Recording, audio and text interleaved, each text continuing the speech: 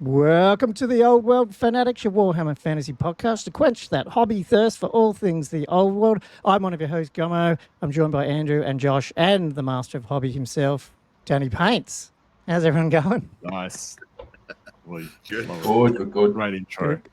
It's great having Danny on. When was that? About a month ago, I think you joined us on our Aussie crossover. Yes. With Nick.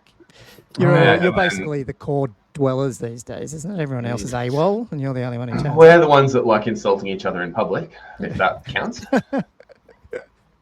I'm doing recording Old World of Oz tomorrow, episode 3. I think we've wrangled Nick to be on that as well, so we'll see if he turns up. Hopefully he does. I know you've wrangled Nick because he has to drop out of our dwellers recording early for it. Oh, okay. God, it's just the Aussie podcast schedule for all us. Yes, it's crazy. Monday, Tuesday nights, let's go. Awesome. Anyway, cool. Yeah, so for those who don't know DannyPaints, I'm sure he'll introduce himself in a minute when we kick into that, but he's obviously got some awesome looking hobby videos out on YouTube, as well as you played CanCon. I think you obviously ran into Josh there last week, and you did pretty well. Yep, so we won't spoil it too much, but we could chat about that. Yeah, weirdly enough. Yeah. So that was really good. So yeah, definitely had to get you on, bring up some pics. If you are listening to this in audio format, you're going to have to go back to YouTube for that, because it's well worth it. You're going to miss out otherwise. We will try to describe definitely what we see, recommend but yeah. But before we kick in, like I said, we've changed the format here. I am just going to ramble quickly about our patrons, but they're not getting their shout out until the second half. So we will get into Danny's stuff first. But why are you saying it like that's a punishment? It's not punishment. Patrons harsh on Patreons. They're naughty. Bad Patreons. Down. Our patrons are awesome. They send us pictures or Yes, they are. questions. They absolutely are. Yeah. Yeah, they send us awesome. We've got too many questions, honestly. It's awesome. Oh, they're So good many. questions. Yeah. We will try cover most of them today, but if not, we do have a live stream, our third live stream next week. Is that next week? I think Already? it is. It's already up. Oh, wow. I think we always want to do it the Only first yesterday pod of we the were month, doing it. and this is it, and we haven't done a live stream, so new normal. it's due. It's the new due format. next week. Yes. Here's Danny telling me everything's Thank you, organised. Monday. You can see he's now realising. It's He's still very organized. Schedule, but guys. anyway- Let's start the schedule. If you don't know about our Patreon, jump over to patreon.com/oldworldfanatics. Join their tiers over there. You get access to our private Discord channel. And as I said, you can throw us some questions. A little bit, well, now my screen's covered stuff up. A little bit like this one that Miss Junks sent us last week after the CanCon controversy, which was, why did you let Josh run around and play Mordheim? You know he has a short attention span. So That's not on us. We weren't there. That's on the TO. I think Andrew was going to ask Danny a little bit about this controversy, weren't you? Or... Yeah. Like he was saying before, he was very disappointed, and I'm assuming that disappointment was felt around the whole event. Yeah, and not just the old world. In fact, it was, the 6th edition players that know and used to, well, I would say respects Josh, but used to respect Josh, and the other fantasy events that were happening, and people that held him in high esteem and looked up to him as a role model, as a a hobbyist and a player, a community builder, one of the hearts and souls really of the fantasy community in Melbourne and dare I say Victoria. And so the betrayal is. Listen, no one's angry. We're just disappointed. Oh my god, that's the worst one I wanted to. Shame on yourself. The old world fanatics. Shame everywhere. So good. So No, you Josh, just send Josh, in I- questions. I was merely expanding my hobby about my horizons. I wanted to see what else was out You know there. how, you must be a celebrity, Josh. You know how, when people, get a celebrity to come into the pub or wherever it is and they come and sign something, they get rushed out to the next event that they've got to get to. You think you're going to see them, but really they just turn up for 10 minutes and they run off. Is that you, basically, these days? Signing up to multiple events on the same weekend? I was going to multiple events. I paid full price for both of those events, by the way. So I was literally not like I got let in as a celebrity. I was in as one of the players on both events. Well, actually, the truth came out, Daddy. You didn't even notice he was gone. Is that right? not at all. But that Why would has anyone have nothing to noticed? do with. Yeah. That has nothing to do with Josh and everything to do with. I did it probably. I went to the TO at the end of the third round. I was like, "You mind if I go off and just pick up the crown?" And so Was that taken out of the draw? It's not like I had some guy waiting, poor fellow waiting. yeah. It was like, "Where's Josh gone?" Oh, yeah. Allegedly. It's all above board. That's all Yeah, good. Who allegedly. got to play? Was that Ben or did is it Dave? Yeah, Ben. Played? Ben. Okay. Oh, Was I Dave played. playing Cochrane in the I tournament? think so. No, he was Ah. TOing as well. Right. There Yeah. was, yeah. there was like quite a few TOs actually, all sort of Oh, sweet. hanging around. Okay. That's Cool. Okay. Well, let's just get into Anyway, it. I reckon. 'cause Less, we've got, enough, like- less about me, more Yes. about Danny. Why? It's all about me. No, So Josh. there's a- Actually, I'm I feel, secretly frankly, I feel jealous when- ambushed. when Bucket was on the cast the other time with in that mega cast, and he was like, I don't know when I'll get the chance to play, a full weekend of Mordheim ever again. Yeah. I was like, oh, should I play Mordheim? Should I go and play Mordheim? Oh. It's such a fun Well- game. I love Mordheim. Honestly, you can blame him for the whole thing happening. Yeah. Because I was Yeah. listening to his old episode, and then I messaged him like later that night. I'm like, dude, I want to play Mordheim. And then he's like egging me on. He's like sending me photos of his tiny little box of minis. Like, look what Josh will have to send is this. I don't have to pack up a massive army. I'm like, damn you, Bucket. Oh, this is tempting. The only So much reason I didn't jealousy is because I in ran rivalry systems. yeah. The only reason I didn't play it is because I ran a Mordheim campaign a while ago, and so I have my fill of Mordheim recently. But Ooh. Yeah, right. it was very tempting. It's so much fun. Did you when you ran it, Wait, like, you do you played spoil one the terrain recently? and stuff? Like, do you have all that set up as well? Oh, it was or- with a local club that was. They've since moved, but they were just down the end of my street, and so I was like, I can run this, and everyone sort of pitched in for terrain, and we ran. I don't know. It was a while. It would have been like. It got to the silly point of Mordheim anyway, where Yeah, some warbands were crazy and some were pitiful. Like, It's very that good. some of them. Make did me any want of to them Wait, play turn guys. out- Mordheim now. Let's stop it. Stop it. Yeah, yeah. It's so- if you can find- Hang on. It is old It's world. spreading. It's contaminating everyone. Old World Fanatics Mordheim edition. Oh, Well, yeah, we do Just say saying, that. We just are saying. old world. We're not old world edition specific, but anyway. Yeah. Anyway, let's get on to Danny. You well, I don't know. Do you want to give us a quick intro of how'd you end up playing old world? And yeah, what's your sort of miniature background and stuff? It all started many years ago in the land of no. I don't know. I had the same path as everyone else. It's such a cliche. Every single time they're Yeah. like, "How did you get into Warhammer?" Love And the then everyone cliche. says, "Well, I liked it as a kid, and then I had a little break, and then I came back to it." Like this is the story. Yep. But yeah, just same old. So, like, and was how did I get fantasy into- your first stuff? Was it or fantasy though? Or, okay, like, or- there's lots of different ways there's lots of gateway drugs going on. That's true. That's true. So Lord of briefly, yes. So I mucked around with Lord of the Rings miniatures as a kid with my best friend at that age, and I was sick. And then I never had the chance because we moved house a bunch and to places that didn't have a GW. And then in I think 2015, I was like, "Ooh, I've got disposable income. I'm going to buy myself some Warhammer. Sweet." So I started out with heaps of halberdiers and put together a big army and started painting it, and then they started releasing these books called the End Times, and I was like, "What's this? Don't know what this is." And then the game stopped existing, so that was fun. So I played, I think, maybe 2 games of 8th edition, and then got into Age of Sigmar for a bit, and then that got very complicated and convoluted. And so when they said the old world was coming, I was very excited. Jumped in head first, basically. Cool. So, and that was, and I find this funny too. Like, have you played other war games then, competitively? Yeah. Like not war games. No, yeah, lots actually. It all started with that little dabble into fantasy, and then Age of Sigmar, and I met the Dwellers guys through the Age of Sigmar competitive scene, and then they over COVID got me into X-Wing, which was phenomenal. I put hundreds of hours into Tabletop Simulator over COVID with X-Wing.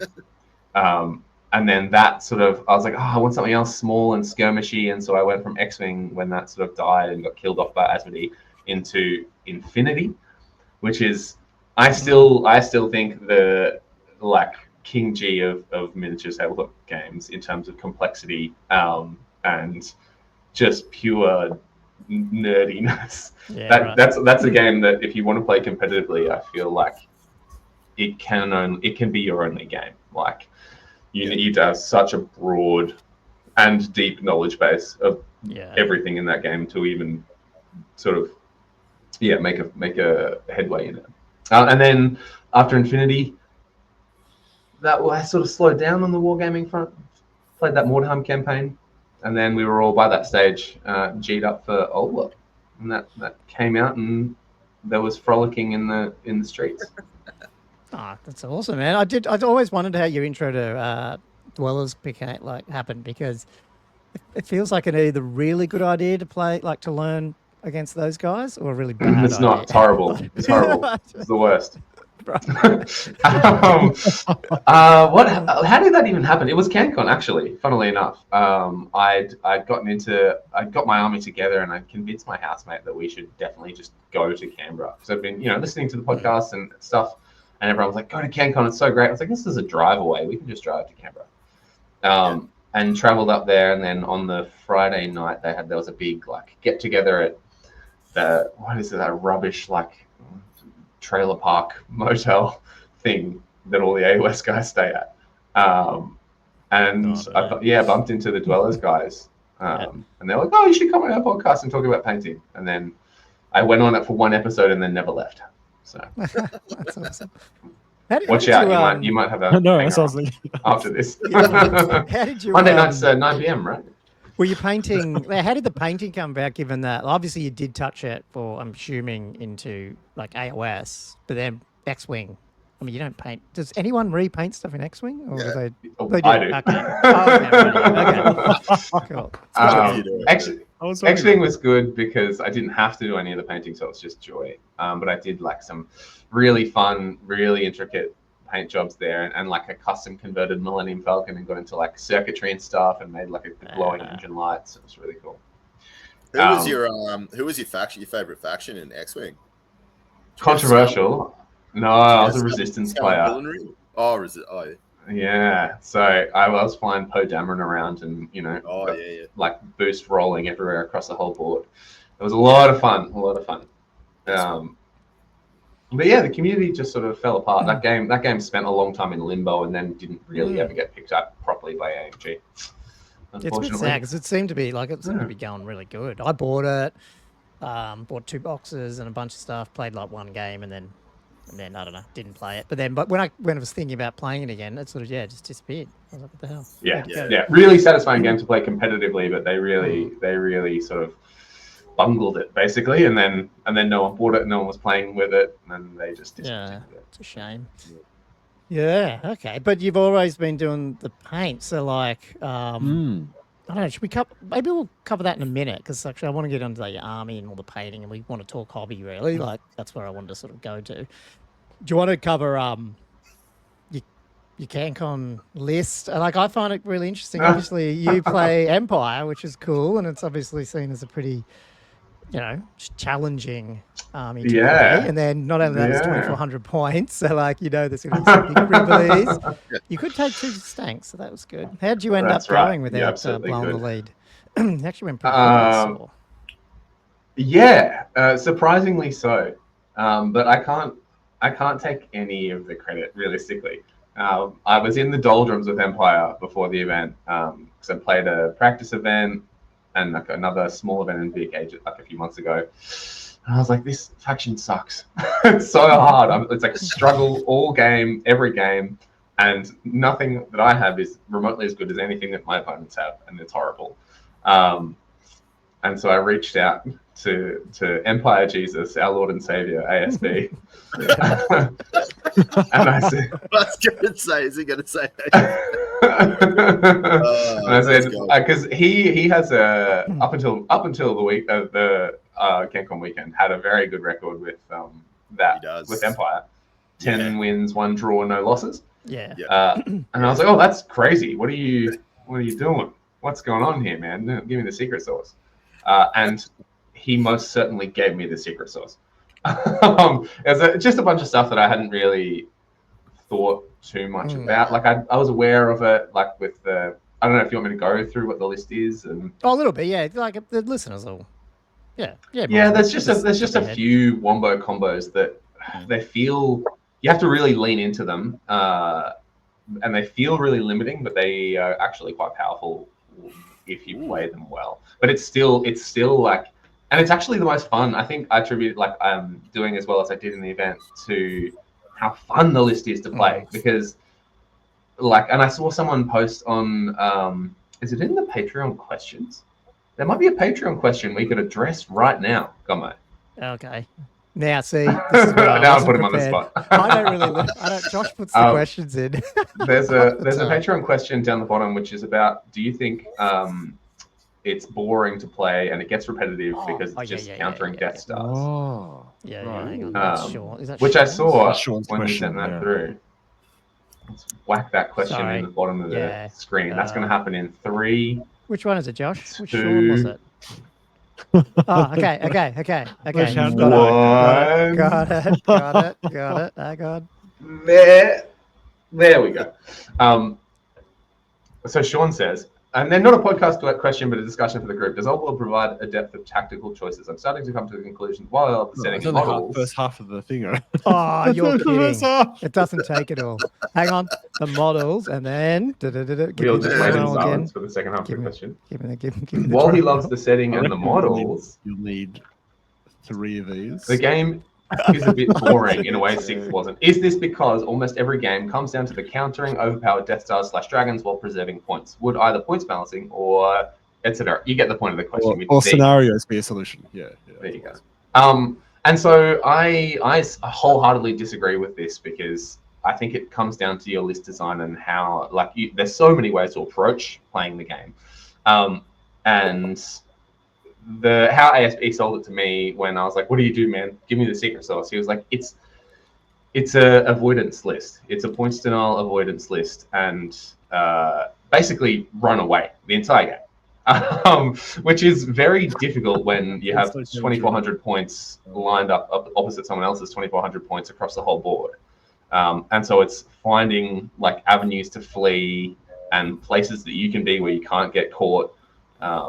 And so the list boils down to there's sort of 3 key parts of it that come together. There's the Outrider unit, which is a large unit of Outriders, which then has a Captain of the Empire and a Warrior Priest of Ulrich in it.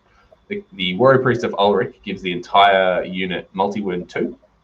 The Outriders themselves have 3 shots each. And the Captain of the Empire gives them the Razor Standard and a VSB reroll for their panics and etc. and rally tests and stuff. And so that unit puts out an ungodly amount of shots that all have multi-wound 2 and Armor Bane 3 and AP 1. So and so that's Empire's really only solution I've found, or only way that we can actually attack big tough monsters, dragons and the like. Because there's nothing else in the book that really comes close. The general on Griffin doesn't have the attacks to do it. Yeah. And it's interesting because you hit with not a heap of your attacks, usually 5s if you haven't moved, which quite often you won't have moved. And then so that's 2/3 of your 21-ish attacks plus a few bits and bobs. And then you're just fishing for 6s on the wounding roll because you're never going to wound on anything under a 6, and your 6s are going to be AP 4. So you're already deleting one of their saves. And then maybe you sneak 2 wounds through, maybe if you're lucky, and that's 4 wounds. And a dragon that's just taken 4 wounds in 1 turn is way less likely to come charging at you, guns blazing. Yeah. And then the ASB sneaky little trick with the Outriders there is they also have Fire and Flee.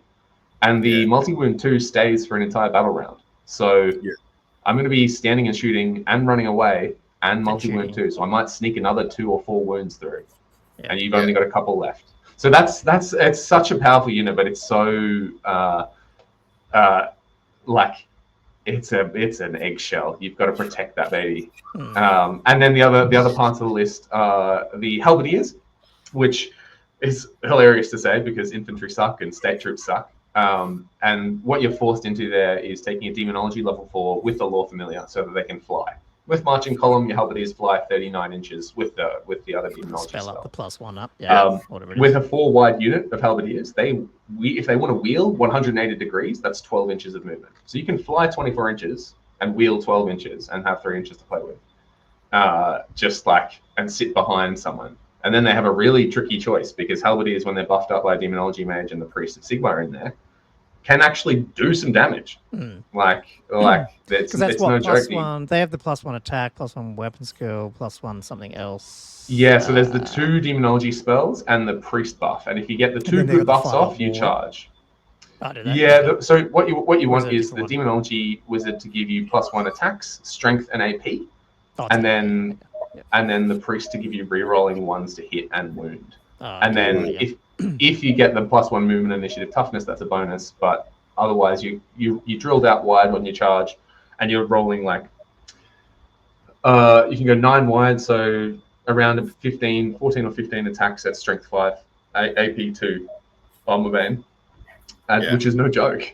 Things die to that, and so that really messes with people. You have something behind them, then they have to take a charge to the front or behind. If you can combo that with a general. So it's a really fun list of lots of little independent sort of things that all move around in weird ways, don't really rely on each other, and it's just running and angle shooting all day, which is really, really, really fun. Yeah. And you had a bunch of little state troops in there, just detachments. They were just little marching column darts. Yes. Yeah. Invaluable. 12 inches of movement on state troops to just sit in front of something. For example, one of the best uses I had for these was I played a high elf player who had all Skycutter chariots, a big dragon, a mage on Skycutter chariot, and a bunch of eagles. And I was like, this is terrifying. What am I going to do? They all fly. They all go so fast. But none of it was large targets. And if you have an eagle that isn't a large target and there's 5 state troops just sitting in front of it, it can't see past them. Yeah. So it can't charge over them. So there's so many little tricks you have to wrangle with this. That dragon, for example, it was threatening my rear as dragons do. And my only recourse was to park a Steamtank in front of it because I couldn't charge him. He was out of my arcs, but a Steamtank is a large target and he can't see over it. And he doesn't want to spend 3 turns hitting a Steamtank. So there was a whole bunch of just little funky, little annoying tricks that you have to be on the whole time. That's what I was thinking. It sounds like you're really on board the whole time. Before you were sort of playing it off I just don't usually get up. It was such a surprise. I was up in the upper tables. But it doesn't seem to me, I'm listening to you, I'm like, man, Danny's, the fact that you can recognize that the people you're up against, their rules as well. I'm like, it really shows that I think you're real strategic with this list. I don't think it's an easy list to play either. So this comes mostly from hanging out with Nick Holland too often. Yeah. Because and the way Nick I love so dearly. He's so wonderful. But and I've been friends with him for a long time. And Nick doesn't do, or up until recently actually, he's changed his ways, but Nick doesn't really do learning games. Nick doesn't play and go, this is what I'm doing, this is why I'm doing it, this is what's going to happen. Nick just takes your hopes and dreams and crushes them. And so it's sort of like it's like playing him often is, and when you're playing Empire with a not a great list, it's like headbutting a brick wall. So I've been forced to start really thinking about it. Trial by fire. Yeah, well, I mean, obviously it's it's a combination of all of it, isn't it? But it's obviously rubbing off and you're getting better with it, which is really good. Yeah. Are you going to stick with that? Obviously, we'll get into the pictures here, but obviously you spend a lot of time on this army, so I'm assuming you're not one to just dart off to another. You don't have hobby ADD like some of us on this podcast do. No, I do. Okay. I just my real life and financial constraints mean that I'm not jumping around too often. Although, for any interested parties, the army is on eBay, so you can have a look. Oh, is it? Interesting. But yeah, so I will stick with it. There's a few, and me and Angus ASB now message a bunch about Empire and about like with the Arcane Journal coming, because CanCon didn't allow the Arcane Journal. The Arcane Journal strangely doesn't really change the list too much. Yeah. Like I've made a few little edits, and I feel wrong for doing it because I'm like, how dare I make any changes to this list that he's created, and crafted so well. Like the more I look at the list, I'm like, damn, he really thought of everything. And then now I'm like, oh, I want to make some changes. I'm like, I shouldn't do that. This is dumb. What did you just with the list? Because obviously I played it in Castle Assault, but it was 2000. So obviously you have a Steamtank that's 265. So really, what have you done? You just padded out. It's extra unit of knights, was it? Yeah, Cortex. Really? Yeah. Okay. So. Yeah, and the Wizard's Familiar on the level 4, which is really useful. Really useful. That's a +1 to dispel item.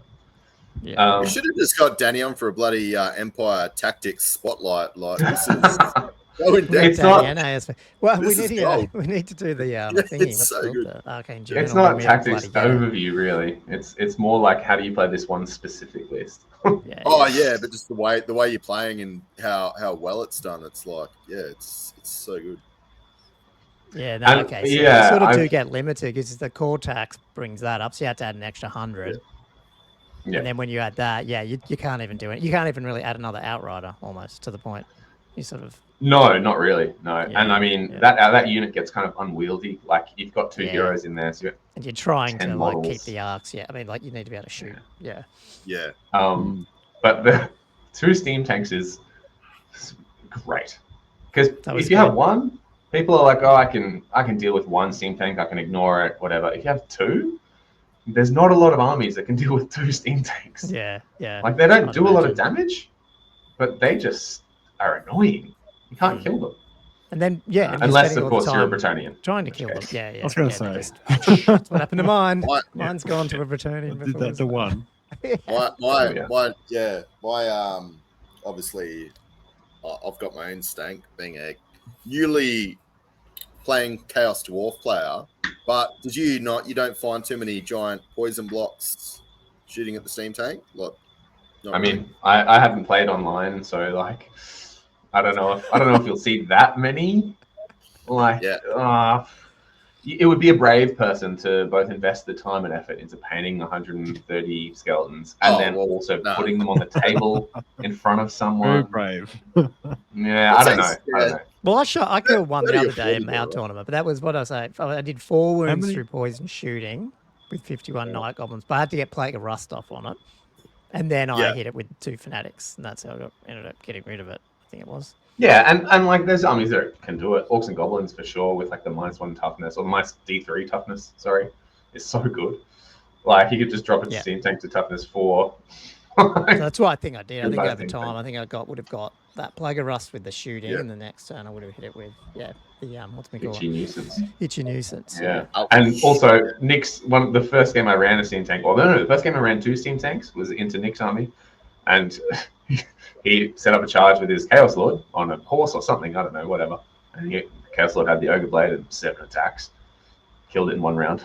I know. I'll do it. He was like, "That's 9 wounds. How many did you have left?" Oh. I'll be taking this. Yeah. That's it just the way goes it back goes. to my theory. That's the Ogre Blade's the thing breaking Old World. It's not the dragons. I don't know. Yeah, if you've got lots of attacks, sheesh. But yeah, I had a lot of fun with Empire and ended up coming 7th. No, it was so which good. is my best ever I was result. following. We were following Josh, obviously, but we were following you the day. I was like, well, hang on, because I think did you go 3 or 2-1 in the first? No, because it was you had 2. Did you go 2-zip 2 days on Saturday and then the first day? No, I started out with a You draw. didn't. I started out with a draw. Oh, that's what it was. Okay, you were undefeated. I had undefeated. That's right. Yeah, 3 draws. Yeah, exactly. Like 3 and 3. So good. Should have. Oh, yeah, you almost took out the whole He tournament. almost got if you're going bragging win-loss rights draw. on ASB now because he lost 2 games, I think, in his weekend, and you didn't lose any with Empire, and you had to play an extra Yes, game. I've So- let him know about it Oh, yeah. so many Okay. times.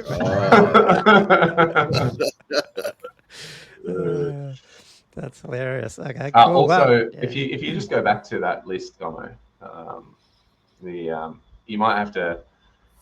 You're probably going to have to scroll down, further down. Yeah, stop there. Oh, what about number 15? Or just up a little I tiny missed bit. it. 15? Oh, no, 14. Yeah. Is that? There we go. Is Yeah. that? I know. Totally. Oh, Took him out. interesting. Nick Cohen. Mm. I am the good dweller now.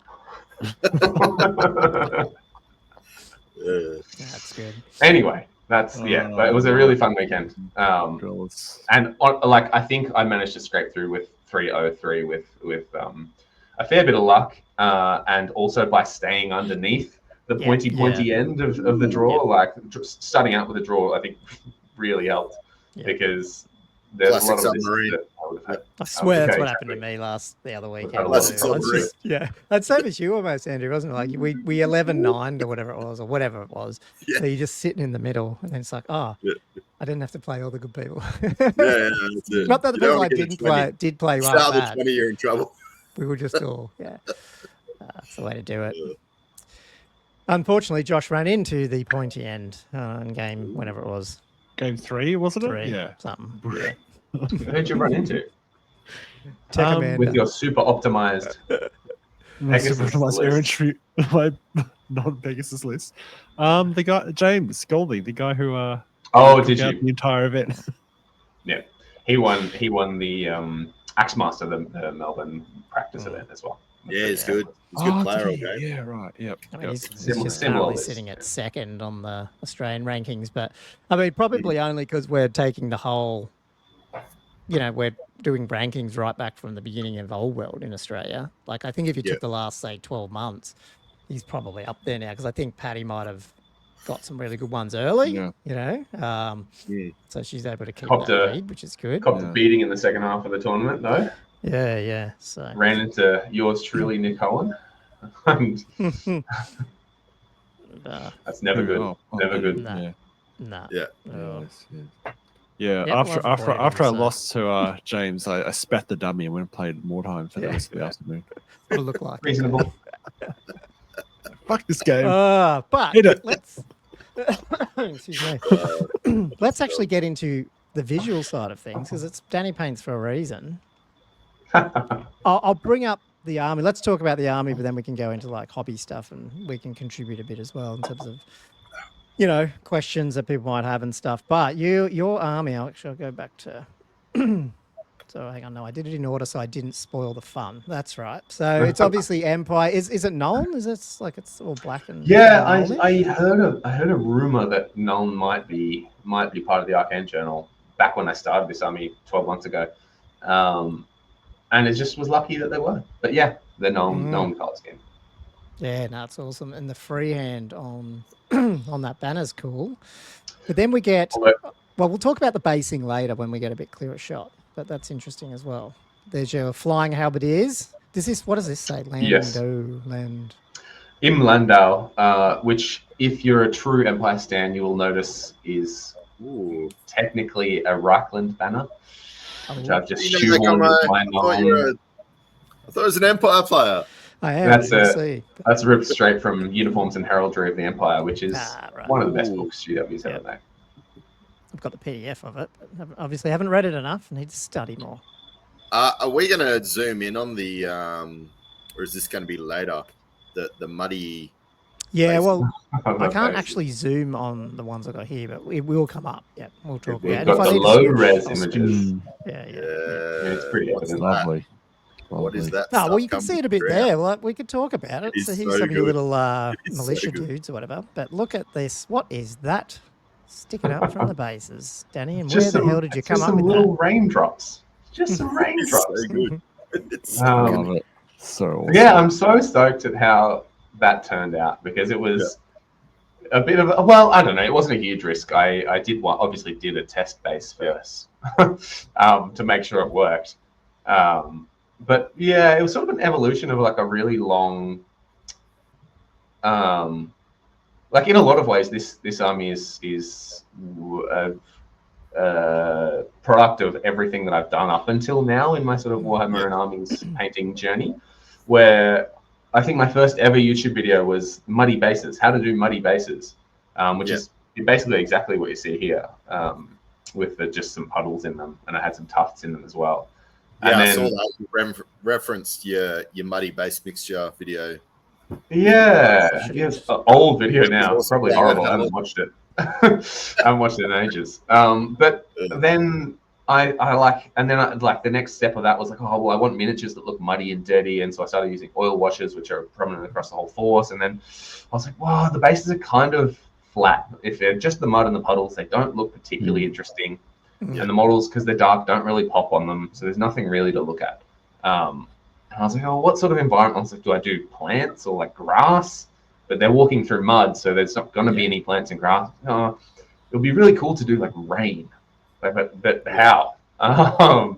And yeah, just a bit of experimenting, and this is what we landed on, which is incredibly painstaking and time consuming, but not as painstaking and time consuming as you might think. It's really fine gauge fishing line with UV resin.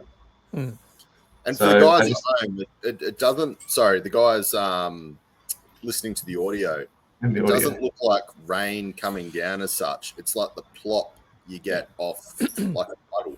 So it's got like little puddles in the mud, and it looks fantastic. But yeah, it's the plop coming up that is so. Yeah, the like real proper heavy rain flashing when you've back just up. if you can imagine. Yeah, just yeah. heavy rain on top of So these audio guys, you really need to jump on YouTube and check this out. Like it's next level. Man, I'm So good. impressed. So you're actually being honest here and saying that you came up with this. Obviously, you didn't see it somewhere else. And a lot of people do awesome. The method that works for me, I came up with. I 100% stole this idea, but I stole it from. Where did I steal it from? You're inspired by. Yeah, inspired. Oh, it was theft. Independently All created, no copyright. An original piece of art doesn't exist. All artists steal. That's What did I just? It was just like a. Maybe it was like muddy raindrop miniatures. I just Googled it because no, it wasn't that. There's a diorama that was done by some absolutely phenomenal hobbyist years ago now, and it was a much larger scale Napoleonic diorama. Josh knows and and he's it's- trying to find I it. think right? I've seen this before. I'm trying to remember it's it. phenomenal. Ages ago. I just like I it was a combination of a lot of googling and like what raindrops, how to make rain, etc. Yeah. But yeah, this one guy has done a similar thing, but at a larger scale, you can even do more with it. Like I tried at this scale, it doesn't work, but I tried doing like the like this. when rain falls into water, like there's the rings on the water, like the that's ripples. because that's the only thing I thought was missing. But I'm like, I bet you that's pretty hard to do. I was like, how could you? Do Yeah, that? I did try. I did try and do it, but I just haven't got the right materials for that. Yeah. I think I It's just found the it. next level that just Fuck, provides Josh. this dynamic Fuck it up, look, man. and it's dynamic, but it's like alive. Like it just gives it life. I love. And these I love guys. how we're talking about this, like on this shot that we got here, which has got the 5 Yeah. little Empire swordsmen. And it's probably the They look like they're walking no towards offense, you. but it's probably like the most boring part of the army. Like the other bits are so like fantastic. This is good too, but It's so cool. like that just shows how good this army is. It's like this is like the boringest like Not little wrong. state troop 5-point model or whatever they are. I don't know. Yeah, and it looks 25 fantastic. points for all 5. Yeah, yeah. Yeah. So, did you I find can't it, make it Josh? full screen. Yeah, I've got it, but I'll put it up, but I can't quite get it full screen. But Yeah, it's a we should definitely reference the artist if we can find who it is, because it's a got it it there. literally So inspiring. it's quite Literally. small. Yeah, this is it. Oh wow. So pretty. So pretty. Yeah, Wish I that could get is. a Yeah, bigger you can't screen, zoom but them that's in. the, Well, it's, okay. it's only a small JPEG. But Yeah, I'll have to have a yeah, dig it's around. I'll see really if I nice. can link it off the show notes because I definitely want to go back and have a look at that. That's interesting. that is awesome. Yeah. Yeah. So I mean, these look cool. These are obviously heavily converted, sort of as well. I'm assuming. What do we look at? Sorry, I was Is just this trying a to find a bigger picture. Oh yes, yeah. So Is this this your this Bordenheim Josh, band? literally. Josh, you'll like this. These It's are so guys I used from my Mordheim band. I played a I don't know how deep you've gone into Broheim and like the alternate warbands that are available, but there's I've read them. there's a band called the Hockland Bandits, and they are so much fun. So these guys were my poachers, and they could like make extra rolls on the loot table after the game and all sorts. But yeah, just made from the militia kit, this stuff. Yeah. And some green stuff. Pre-order, Woods. so have a bit of a play. They're awesome. Yeah. So is there a story with that dude's hat? In the middle? Yeah. No, I think this, funnily enough, like this, all of my models, and I don't know what it is about me, as much as people, you know, as people, you were saying, hobby jump around and butterfly around. I do that, but on the same models. So these guys have been probably 4 or 5 different color schemes. They've had different heads, different weapons, different arms. Wow. Like you'll notice the arms on a lot of them don't fit quite well, or are a little short because of the amount of times they've been chopped off, shaved back, re-glued. Yeah. Like, so yeah, Franken Knee miniature. replacements, a couple of hip replacements. Yeah, absolutely, They're Oh, awesome. that's absolutely. cool. But yeah, another invaluable and super cheap little Empire unit, We've got and the another Gandalf. Wartime model. Yeah. Gandalf Nicodemus the almost. Tall. Oh, is it? Yeah, So- Well, it's Gandalf Gandalf. from Wish.com. Mm. He's great. I love him. Yeah, He's got that Gandalf look. So you got some of Yeah. your characters there.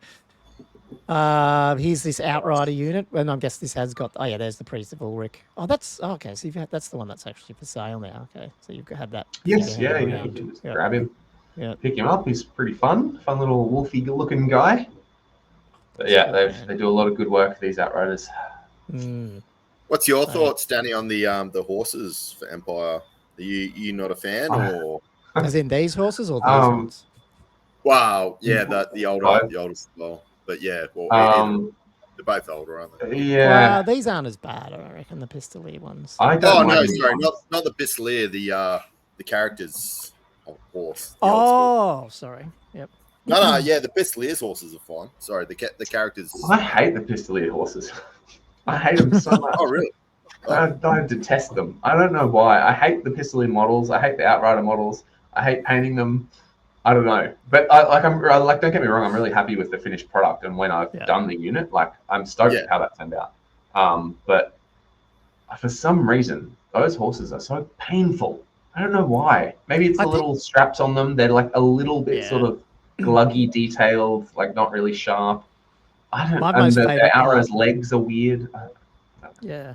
The favorite part I have is the little the blanket roll. I love those little things on the back. I love painting that on the back of the horse. Yeah.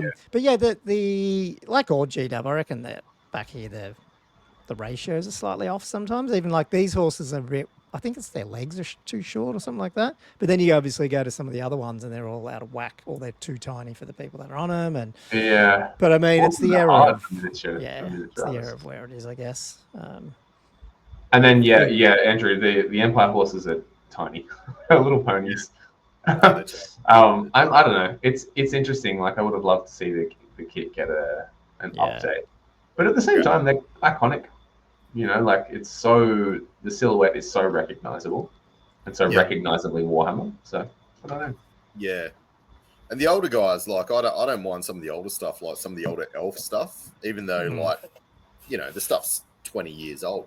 But just because for me it's iconic, so I'm like, oh yeah, this is like my Lamborghini, but other guys are like, oh, sort of like. It's really weird though, like even that proportion thing I was talking about, like even Highlands who tend to like I've printed a bunch of their knights which look pretty good, I think. Their horses are a bit weird, but then it's basically their white wolf ones. I can't remember what they're called, but those horses. Like the legs are tiny, like they're really thin, and you put them up next to the same scaled like Pistolier versions, and the Pistolier horses are huge. So it's like, it's just weird. I feel like they're all struggling to get it right, or just generation after generation of designs are a bit weird. So I think horses historically have been pretty hard for any sort of sculptors or artists since forever. I don't know why. Yeah, I don't know why, because they're actually not that. They don't look like that complex of a structure. You see some of those art like pictures from like the 16th and 17th century, and they got like on Facebook and TikTok and shit, just like this munted horse head. Yeah, It's yeah, like- yeah. Yeah. I've got it. I've got it here. Am I allowed to share my screen? Yeah, yeah. Well, I think so. Give it a don't go. know. I think it'll come up. Present. Yeah, let's go. Share screen. So this You might have is to bring your screen up, I think, when you're doing Oh, that, hold and on. it'll bring it up. Oh, no, it's coming up now. Here it goes. Oh, it is coming up. Yep. Yeah. Oh, God, what is that? this is like the commissioner was like, "Hey, you know how to draw a horse from the front, right?" The artist is like, "Yes, yes." What is that? Like, even the one on the side there was weird. It's like, when you said, It's I thought you had so- like a big head, but it's like a total reverse. Like this Big spider-looking hindquarters. thing. Yeah, what? Yeah. So silly. You Anyway, tried to put the reins around. Yeah, that looks cool. Josh's vet and anatomy thing, his I'm- brain's exploding right Yeah, now. I can't look at that. Obviously. That's cool. I wish I could see ahead because we're going to spoil. Let's go. Morable. Let's talk about these demigraphs for a second because I was probably a good time to, like, you've got a particular way you paint. I guess you just did it on this. I'm not sure. But, like, you're using washes, like enamel here a bit, aren't you? Or whatever it is as well. a bunch of oil paints. Yeah, Yeah. oil, yeah. Yeah. These again fell victim to the I'm going to repaint these poor models so many times that the details are kind of going a bit funky on them. But yeah, so this entire army actually started with 80 state troops that you've seen 10 of. That Eighth don't see edition, the right? table. Yeah. Well, yeah. But I didn't like. I just got rid of my last Empire army. I've painted. For those of you that don't know, I've painted many Empire armies. This is number 6. 6. And Wow. yeah, Okay. That is too many. collect and What? collect and paint, and then sell when I get bored of, and then collect and paint, and then sell when I get bored Oh of. man. Okay, when we get to my Wait, hobby, when you sell it, are Danny you is intending? not a Do you good know you're person going to to get be on. another one, or is it like you're done with Empire? I'm selling it. It changes. Start painting Some bit of column A, bit of column B. wow. Mad Like, game, that's it. I'm done. I'll go through stages of like, I'm done with Warhammer. I'll sell it. I'll never play this game. It takes too long to play. And then maybe a year, maybe 3 years later, be like, ooh, I could paint some tiny humans. But yeah, so these. So are you going to these, rebrand your channel to just Danny Paints Empire? Is that like It should. Honestly, it should be. But that's not even a joke. It should be that. But the idea behind this one was I wanted a playable painted army really, really, really quickly. But I wanted the ability to then make it nice later on. And so the quickest, easiest, or fastest way to get something that I'm sort of content to look at and put on the table for me is a combination of like a sort of like a slap chop-ish method, contrast paints, however you use them, and then an oil wash, like a dirty oil wash. And it'll get it looking like nice, like fine, really, really quickly. Like I painted these 80 state troops in 2 days. And then I'll go back in and do details and make the metallics look really nice and all of this stuff. But yeah, the base of it is all the same. It's just like a speed paint, and then I'll go in and give some love to the bits I think deserve it. So your speed paint over game color and contrast. I hold no allegiance whatsoever. I'm so bizarre and varied and kind of limited in the paints I have. I've got a bunch of contrast paints. I've never owned speed paints or any of the other ones. Okay. But I've got a bunch of just like paints I've picked up for cheap or like in job lots or like stuff that left over from the days when I just painted with GW stuff. And it kind of is just whatever's around. Hang on, over here is it's really messy at the moment, but over here is my desk of like the paints. Is just, there's a bit of everything in there. Yeah. There's sort of like Chimera colors, a lot of Vallejo, some AK 3rd gen paints. And then behind me over here, you can see there's like GW stuff up there, and then a whole bunch of Scale 75, artist color, like just anything. And So it you're a just is true whatever. alchemist, because it sounds like you just mix and match everything you've got. Like you got this little Yeah. But Oh, that's me lads. when we get to it, or if we're getting to it soon, that's one of my hottest hot tips for painting and enjoying painting is like, it doesn't matter. It doesn't matter what paints you use. No one's gonna know that the shade of green on this model is marginally different to the shade of green on the other one, and that the wash is different. No one's gonna know, and it's gonna look great. And you can just paint with whatever you want. Yeah, that's a good tip. Okay, yeah, cool. We should we'll definitely cover some of that. Yeah, because that's so okay. Yeah, and obviously, we'll get it into hobby when we do that, because I need to burst my my oil wash cherry at some point and get into it. I'm just scared. I don't know why. I'm just They're so unscary, Gomo. Yeah, They're the least scary of paints because you can do a whole oil wash, and then if you don't like it, you can just wipe all of it off. Wipe it off with Yeah, and then it's like it never existed. It's like it's like drawing in pencil. You can just rub it out. It's so good. I need to get off my ass. Anyway, cool. Well, let's get to. I mean, this is all just fantastic. But and this guy, your general. So here's the dude on his Griffin. I love that. And he's got. Oh, look at that freehand gnome cape. Right. So good. So good. Yes, yeah. That's the gnome flag. Funnily enough, this is a model I also really don't like. Could I ask a question? Start painting this. Sorry, after this, you go about the model you don't like? Oh, just the big chicken. You know, I feel like it doesn't fit with the rest of the Empire range. I just don't like it. It's a weird pose. It's like, I don't know. Wait, did you have all this from the 8th days, or were you, or if you didn't, were you tempted to get some of the AOS-y type? Not so much their cities, but you know how there's that other sort of, I don't know what it is.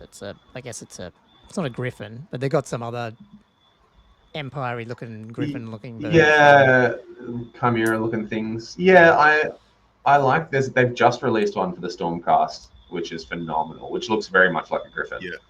It's called Iridan the Witness is the character he's writing. I'm actually going to buy one of those. I think the dude's messaging me about it right now. But I'm going to get one of those and swap it over once I can be bothered picking up a paintbrush again. But not so much the models I had are such a, like you've seen from the Mordheim stuff that I just have commandeered. It's such a mixed bag of stuff I've already had, or like job lots that I bought and then just have in boxes, or like kit bashes, not because I wanted to kit bash stuff, but just because I was like, I need another Outrider. How do I make one from what I have? That sort of thing. Could we maybe get a bit of a rundown, and it might lead into all this maybe when you're done. Like, I'm sure this might even be on Gomo's hit list of questions to ask. But this freehand is obviously next level. This is like the second great one we've seen. Maybe a bit of a rundown on how you prep for a freehand and maybe hours taken and things like that, because I think this is a major component, as Gomo is obviously going to go through some of the. Let's go to that next slide. And then hang on to the next one. Get to the good stuff. Okay, so 2 Steamtanks. This is when I just said to you, "Fuck it, I'm out." I think. You know, I've been to a lot of Warhammer tournaments, but never before have I had so many people come up to me while I'm playing Warhammer and say, "Sorry, excuse me, fuck you." Yeah. How dare you? Can you take your army and fuck off? In the nicest possible way. And it was really lovely. And so thank you for everyone who came up and said, trying to play it, everyone's just looking. Well, like, you know, it was nice. Yeah, people came out to look. It was really lovely. Probably should describe what we're looking at here for the audio people. This is only one of your tanks, isn't it? I've got 2 of these, yeah. This is a steam tank that's built pretty standardly, but instead of the shields and banners and stuff on the sides of the steam tank, I've decided to paint The Last Supper by Leonardo da Vinci across the whole steam tank.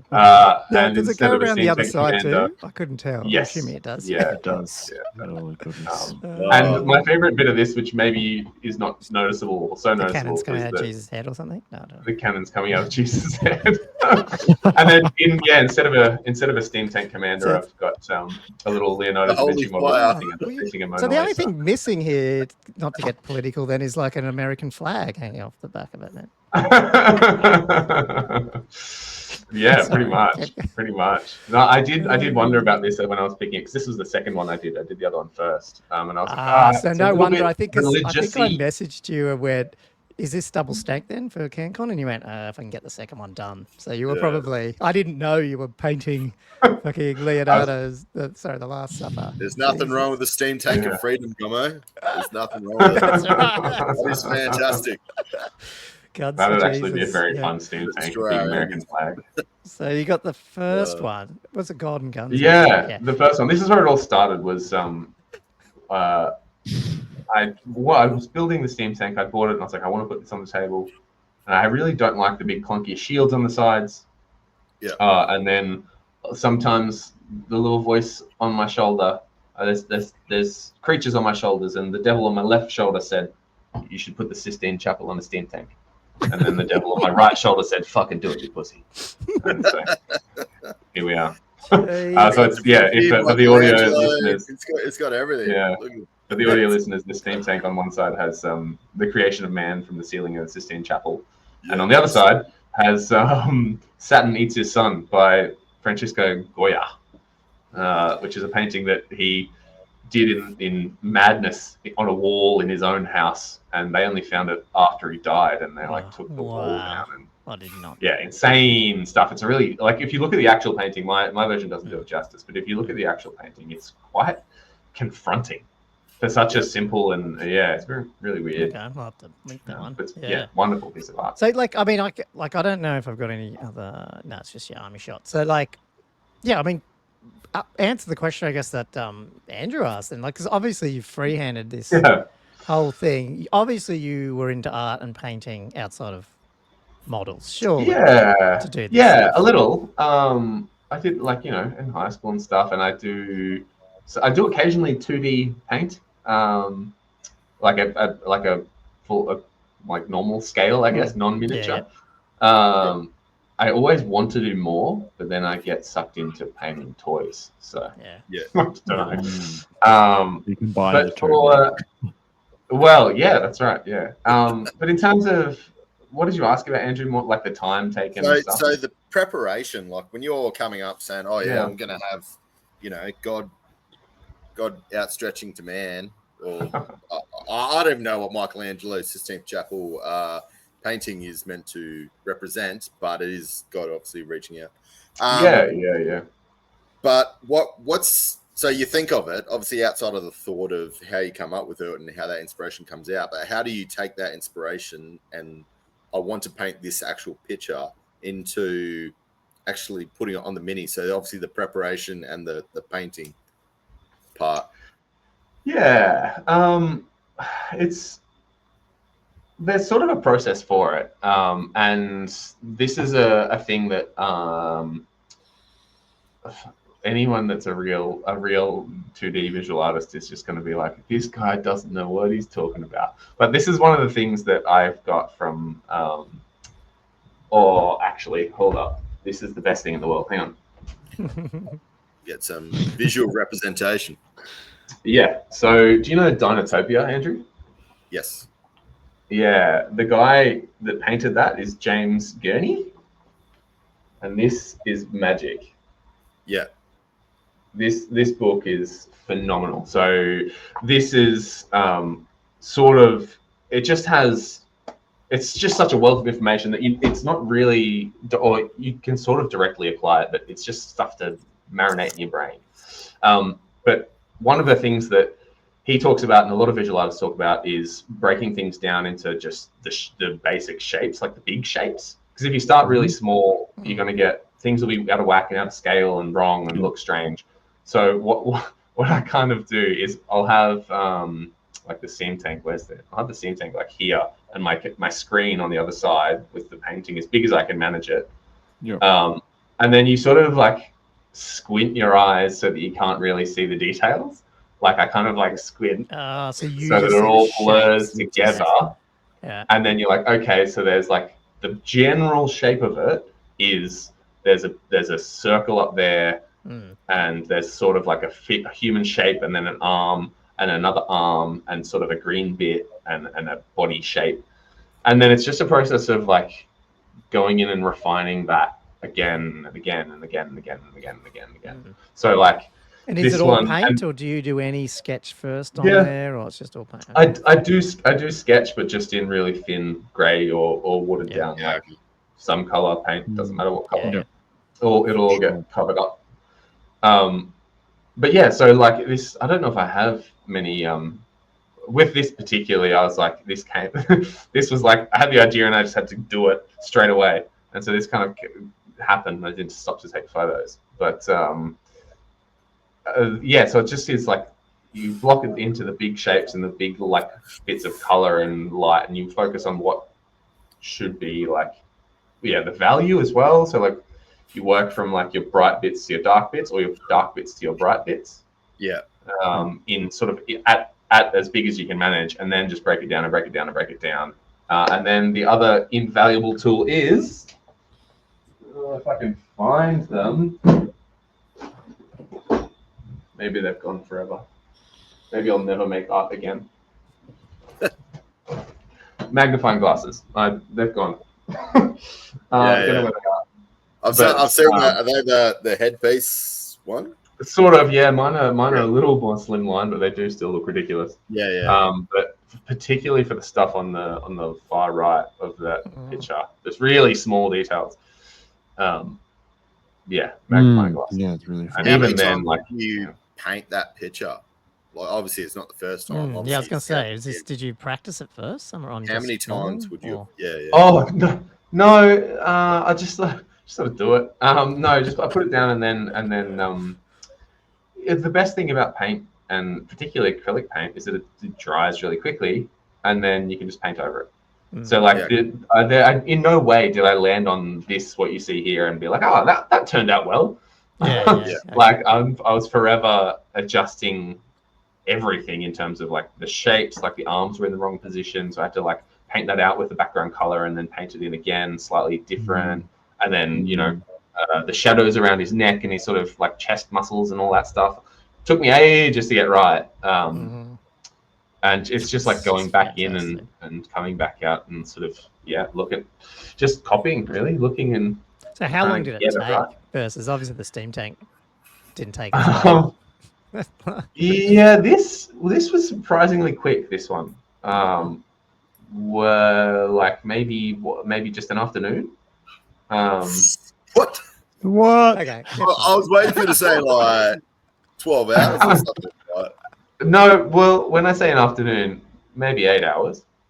Like Yeah. That's a not long afternoon. Solid sitting. Okay. Wow. yeah. Like I'll probably sat down. I think my What's it, partner like was away or 3 something. hours? Okay. Now you've And then you've destroyed your painting commission business now, because people go, don't charge me 30 hours for that. You said you did an 8. You know. No, not at all. If people want to commission me to paint freehand, I'm Can you absolutely cut that down out, for it. guys? That's great. Can you cut that That's out? just something that 400 that no one hours. really- Like, yeah. Dub in yeah. 400 hours. Yeah. I mean, if out there amongst your listeners is a market for people that want this sort of stuff done, great. But I don't think Not for there's 8 much. hours, man. Do not charge 8 hours. Charge more than that. That is fantastic. Well, the thing is, Gomo, when people pay an artist for a painting, they're not paying for the time spent painting. They're paying for the time spent painting and the time spent learning and the like years and decades Well, of it's the experience. same as the software, yeah. Charge that. Classic. Yeah, exactly. all of that. Can I ask you Yeah. a question? I want to see. All right, this is going to be quite specific. At what point do you finish a painting like this? Is it? Do you say to yourself, "Stop it, you're going to fuck it," or do you say to yourself, like, "I'm done, I'm completed," or like, how do you actually stop at a painting with this much detail and actually say, I'm done, my work is complete"? Yeah, listen, that's an awesome question, because who knows? Like it changes for everyone and for every painting, but it's sort of like, how do I gauge when to stop? Something like that. You could go for. Did you get 2 months, frustrated? maybe. Like, would you get angry with it if you kept going, or you just went, nah? Sometimes, yes. The Last Supper one for sure, because I had set that task for myself, and it wasn't like inspiration strikes and I have to do this fun project. It was like, oh, I have to paint another Steamtank and I have to make it detail. Yeah. So that one was a grind.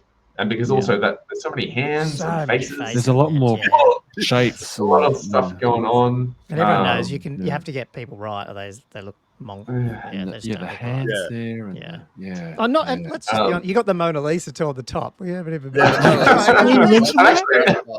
actually really proud of that. Yeah. It looks quite good for a little tiny easel. But in terms of when to finish, Andrew, it wasn't. In terms of when to finish, it's like for me, I go that's good enough, and it's always a balance. It's like yes, you could spend literally forever, but it gets to a point of diminishing returns, and it's something I've had to work on particularly with commission painting. And you would know as well, all of you know with miniature painting, where it's like you do your up to your details and your highlights, and there's a point where you could spend 10 more hours refining that blend, and no one will notice, and you will be marginally more happy with it. Yeah. So I've had to get really good at being like, okay, I'm happy with this, and also I can't be fucked painting anymore. Like particularly with this one, the Last Supper one, it was like, this is as good as I am willing to make it. And also when I was painting that, it was in the hot Melbourne summer. I don't have aircon in this room, so it was just like the paint was drying before I touched the model. Like horrible. Yeah. And you're probably knowing I'm never going to run 2 steam tanks again. What the fuck am I doing? And it's going to get killed by the blade. I bought this steam tank and painted it, and I know that I'm never going to be able to run 2 again. It's so stupid. It's so stupid. But it's like, what was that artist? It's just like that guy who died and his art was on his wall. There you go. So, Goya. Goya, you're just another Goya. There you go. Hopefully slightly less troubled than Goya. Hopefully. There's the army and all that. I'll say one more question about the freehand. Do you always need to source material to then adapt to the model? Like not this one specifically, but in general. Do you always look for something to copy? Like even if we go back to like this one, like the even like that for instance. I copied that as well. It depends. It will be rare that I don't have at least some sort of framework or inspiration. And if I don't, I'll do it first on a piece of paper. Like I'll do a drawing and be like, this is what I want. Will it work? Will it fit in the square sort of shape? Will it work when it's small? But I find I find copying stuff, not copying. You can just no, it's not copying, but yeah, you need to sort of have a structure of it defined physically, right? Before you. Yeah, for sure, and not at all. Obviously, the steam tanks is just copied the painting and they seem to fit. but other freehand like banners and stuff I've done in previous Empire regiments and stuff. Yeah, I'll always have some form of inspiration or multiple different things where I'm like, I want to kind of combine the bits. Yeah. Oh yeah. Okay. So if you're going to combine it, do you also then go? Maybe I'll do the combination first before painting it on, again, or are you leaking into it in your head? I should do that, and I've regretted not doing that before. But I'm so bad at that. Like the artists I'm most envious of are the ones that have the patience and forethought to plan their work out perfectly down to the last millimeter and organize it and have 10 drafts so that what they create is exactly what they wanted. But I'm 99.9% of the time, I'm just we'll just see. And if it doesn't turn out well, I'll paint over it. That doesn't sound like a very a cool artist. That's a boring artist. I think the most famous in history loopy and cutting their ears off, and Yeah, but I think they're also the loopy sort that are I'm so loopy, I'm going to paint this 7,000 times until I get it perfect. That sort of stuff. Touche. Yeah, that sort of tism, that sort of There's something there. Yeah, there's definitely something. Yeah. Oh man, it looks fantastic. Project. It's Thank you.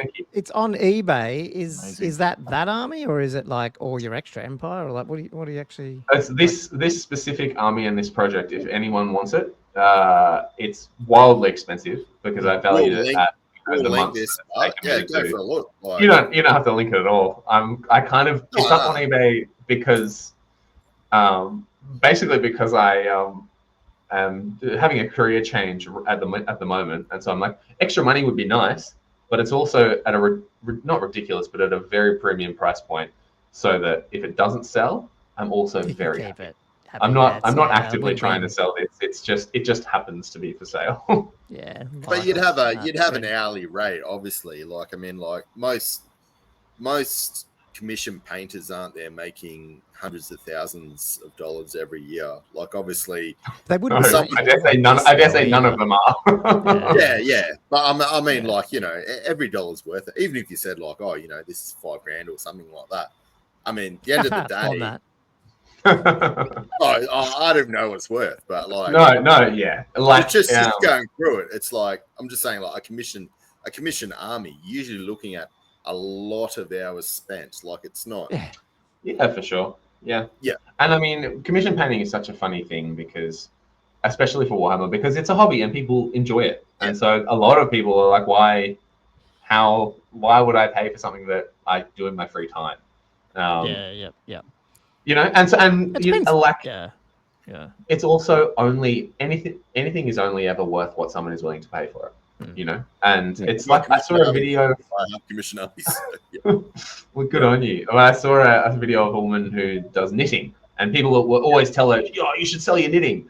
And then it was a TikTok, and she broke down, you know, the cost of the yarn, the hours spent, and like it's a jumper that is worth ostensibly $9,000. But it's a woolen jumper, like you know. Yeah, it's so often are the things that we do for love, not necessarily a financially sound decision. Man, well, it's fantastic. Yeah. For those interested in seeing the other side of those steam tanks, the eBay listing does have pretty good photos of the other side. Oh, it does. Cool. I didn't have all the other ones, so it mustn't have got. Yeah, it's all on my Instagram as well. Geez, it does too. I'm going on there now. I gotta have a look. You got me intrigued. Yeah. The Instagram is DannyPaints. That is. And cool. I think 4 followers away from 1,000 followers, guys. So nice. hop onto Instagram. Let's intrigued now. I mean, wow, we've gone well over an hour just on that stuff. That's my God. Like, we have covered a bit of the painting stuff anyway. We have. I just wanted to, I mean, I don't know, like, where do you even start here? But I was originally just, like, even with this, I was trying to think to myself, like, how do you, like, I don't think I've ever, I'm trying to think if I have or not, but, like, painted just an army project, like, gone, like, okay, I'm gonna paint 2,000 points for this and do it all and theme it. Like, usually I'll made a list choose the first. army. Yeah, like that's I guess what I was going to is like, is that what this was? And you did a list, and it's well, I mean, I know there's 2,400, so it's not exactly the same, but like, how did you actually decide? And what would you recommend someone deciding to kick off a new army? Is it actually, you know, set your 2,000 build, like put it all together and then start, or is it just let it evolve, or like, how do you usually work? No. If me painting 6 Empire armies individually differently is not any indication, I am a little bit of a fan of the Empire, guys. I do like it a lot, and so this when I started painting these guys, it was because I wanted to paint state troops. So like I said, I've got 80 more in one of these boxes, painted to the same like level and detail. I've got 40 flagellants because I thought it would be really fun to run 40 flagellants. Turns out you don't dragon be feared. Yeah. Oh, God. Well, hey, hang on. If you have 40 flagellants in one line, and you have a demonology mage making them fly 24 inches, they can put out some damage. Yeah. They can put out some damage. If you've got 40 flails hitting something, the something doesn't usually survive. But purists will hate us for that. Yeah, they will. I mean, if you let your dragon get anyway. But yeah, no, this army started with those state troops, and I was like, I had a million different lists that I wanted to try with it, and there's so many more units. Like there's another 9 Demigryph Knights, because at one stage I was going to play full Demigryph Knights at CanCon, 2 stanks and all demis, which would have been fun. And then like, are they painted to that standard? Yes, yeah, just in boxes up here. Okay, so you're not. So and you are then- literally just selling that army, and then you'll probably end up with a similar army left. Just not with yeah, Steamtanks. none of the good units, but Yeah. but you know, a similar looking army. Nothing else has the raindrops on it. I've only done the raindrops for the bare minimum that I could get away with. But yeah, like demigriffs. What else is there? I just peek in here. There's a million different characters and heroes. There's like 40 more knights. There's just a silly collector's stash of stuff. And this was.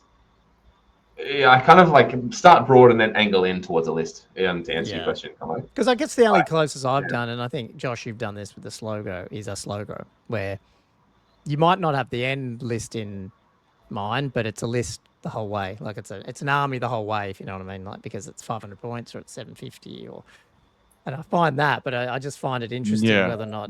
I guess it's hard in that first year of Old World, but I wonder. If at the end of editions, 8th edition, and if Old World, lasts a few years before the next one, would you? Or this is an open question to you guys too. Would any of you guys do that where you go, okay, I'm gonna purchase 2,000 points of this thing and then put an army on the table? Or would you always? I don't know, Andrew, you might, but you probably just already have more than 2,000 points of every army lying around anyway. I don't know. Come on, I reckon you give me a run for my money. Yeah, well, maybe.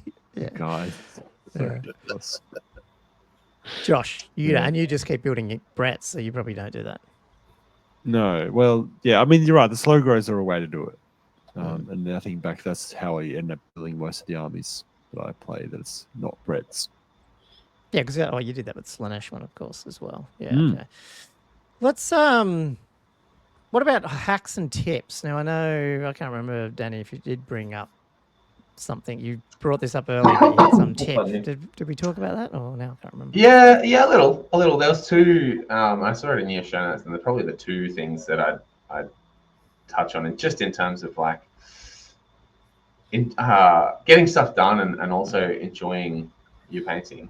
Is my first one is like, I just think oil washes, even though they're frightening, are so underutilized in miniatures, because like if something is slap chopped up or contrast painted up, it looks fine, it looks okay, but you can tell it's like, someone's just slap chopped that. That's contrast paint. You can tell what it is. Yeah.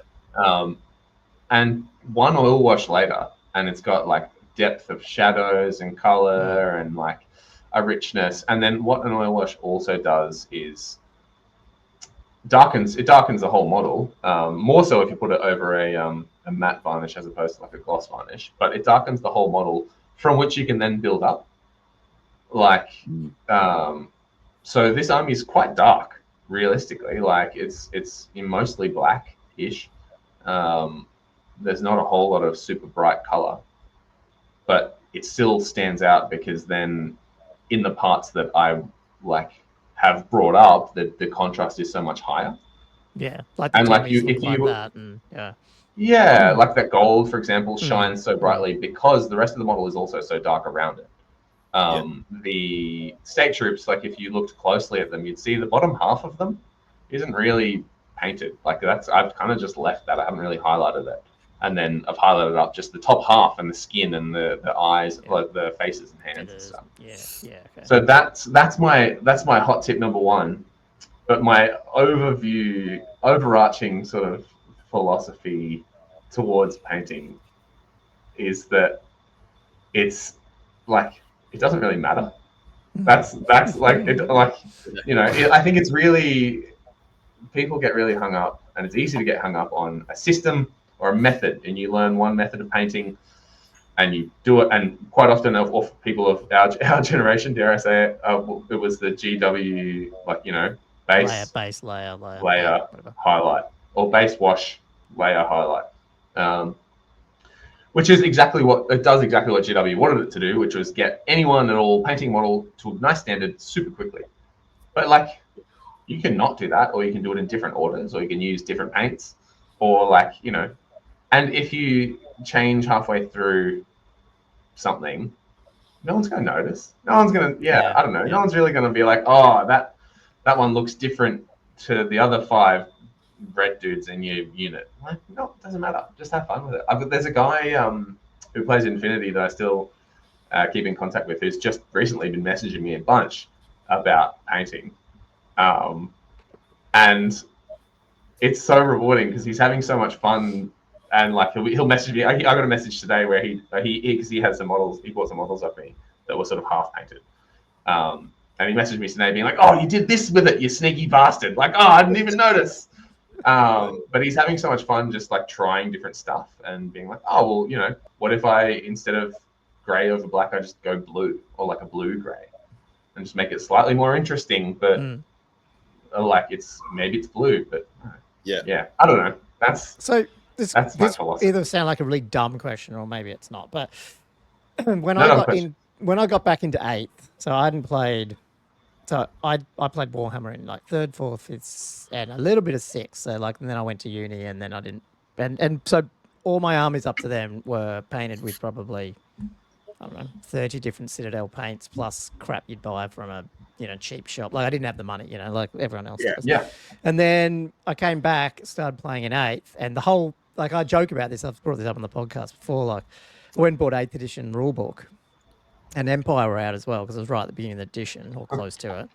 And the first thing I bought was the Steamtank box because I'd always wanted a Steamtank, and I had to make a Steamtank out of like random bits of plastic with like a He-Man shield or something years ago. Like when I was a kid, that's the Steamtank I used like all the time. It was like budget. Anyway, so I picked up this Empire box and I went, oh shit, it mustn't be in there, like, because it was so light. Like I picked up the box, and in my head, I was still in metal. Like everything was metal. Like in my head, I was like, oh, they mustn't put the metal. This just must be a display box. That's how dumb I was. Anyway, that's not the actual question. But what happened was, I remember painting, and then I went, oh, and this was when Devlin Mud was just leaving, and then obviously Agrax was coming up. But I had bought a Devlin Mud and all this sort of stuff, and I like went, oh, is that what you do? And I sort of put it over the whole figure, or close to it, like I did Avalon, so I got black and yellow, put it over it, and I just went, what the fuck? It just looks so. Suddenly, I was like, that first moment where you go,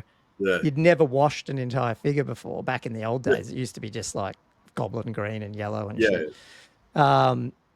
And I remember it was transformative. And then I smashed out this Empire army because I just, and it was all Agraxed and all this sort of stuff. And I think it looks, and it's one of the best painted. It's pretty good. But it's Agrax. So I guess this, leading on to the question is, if I'm at that stage where I'm still Games Workshop and I'm throwing Agrax and Null and oil on it, like, what's the big difference to the oil wash? Does it bring it? It's better. It's not glossy. It's like, is it like what? Yeah. It's slightly. Yeah, it's cooler. No, it's slightly. It's just not. I don't know. It's just not funded by a multi-billion-dollar corporation and pushed at you. No, it is a few extra steps. Yeah. But it has so many advantages. Like it's much more forgiving, and you can do so many. Like I have a artist set of 10 oil paints, and that's the only oil paints I have. And the black and the browns, or this burnt umber or whatever, are almost empty because they're the ones I use for the oil wash. But you can oil wash stuff in. Like if you're doing a Demon's army, you could do a purple oil wash over your Tzeentch Demons, and it would look phenomenal. You can just do any colors, and it's also more flexible. Like if you put Agrax over something, you're going to get something that looks like you put Agrax over it, which is like that's not bad, and that's how I painted since forever as well, and I still do that. Sometimes I'm like, I can't be bothered getting the oils out. I'll just put a regular acrylic wash on it. But with the surface tension control you can have with oil, you can do some crazy stuff. So it's basically a sliding scale of slippery to rough, gloss to matte, smooth to sandpaper. And so if you imagine your model's covered in gloss varnish, it's really slippery, and you put the oil paint on it and it will just straight into the crevices, Yeah. and it will almost panel line your model, and that's all it will do. And once you've let it dry for a little bit, you can just wipe off the rest, and it will be like it was never there. And then you have to matte varnish it afterwards, which you have to varnish your oils afterwards anyway, because otherwise they will rub off. Yeah. Which shouldn't be the problem if you're painting gaming miniatures. But you do exactly the same amount of paint, exactly the same technique with a matte varnish, and depending on how long you leave the oil paint on, the oil will seep into the texture of the surface and like stain sort of the miniature, and so you get much more like like you can kind of just tonally shift the whole model and make it slightly more brown or slightly more blue. Or and that's why, like, often you'll wash the model and then you'll get like a Q-tip or whatever, and you'll play around and you'll wipe bits off where you don't want. It's a two-step process. So you put you put all the oil paint on, and then you take all the oil paint off. The best thing I've found is these makeup sponges. Super cheap. Yep. They're just little. If you hobby any time you have these, they're just little soft things. Because Q-tips will sometimes leave like the strands, like the fibers. Which doesn't matter. You can just brush it off.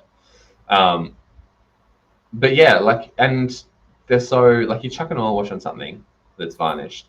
If you hate it and it looks bad, even after it's dry, you just get your white spirits out and just wash it all off, and it's gone. Just rub it all off with one of these bad boys. Yeah. Okay. I've been meaning to do a specific oil wash video for so long. I haven't made a video in a long time. I was going to say, I think I looked at this earlier. I think it was like 10 months ago you did the demo. Yeah, oh, crap. 8 to 10 months. Yeah. Been a while. Yeah. I'll do a views on that video or something. It's pretty good. oil washes for dummies or something. They're so good. Or you can just go watch the guy who I borrowed all of my everything's ideas and everything off. What's his name? Marco Frazzoni. He's an Italian painter, and he's got a great YouTube channel. He's a very successful YouTube channel, and he does like high quality speed paints, is what he calls them. And he's got a very musical Italian accent. It's great to listen to, and he uses a lot of oils and stuff. Yes. Cool. Okay, we'll have to get some of these links and make sure we add them in there. Yeah. Josh, are you into this stuff a little bit? I mean, I know you're obviously step up on the hobby. No. Like oils. No, okay. No, I haven't used them. I've heard about them, and but I've not dipped into You're too busy painting heraldry. that universe. yes, heraldry.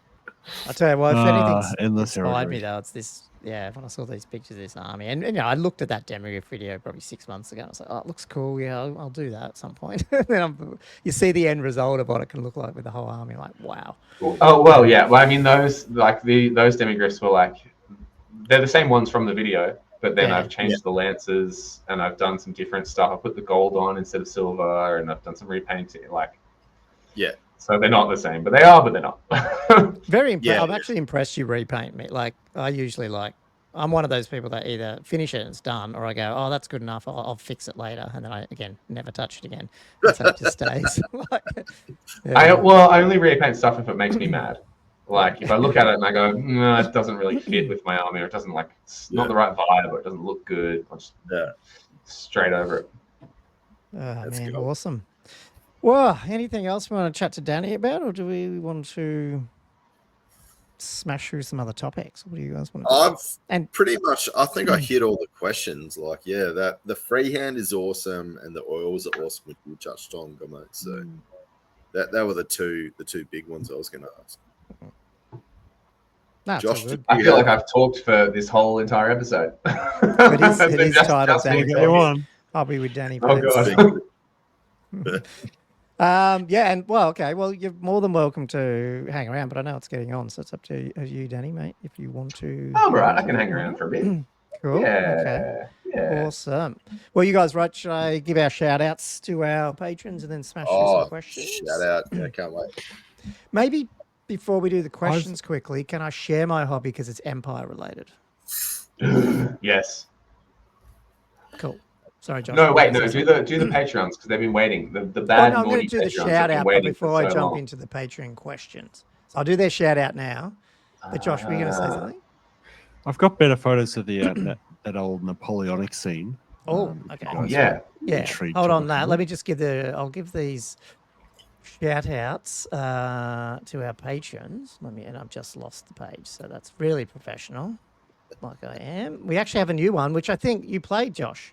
Mark. So yeah, so basically the patrons, Oh big yeah, thank you. play the weekend.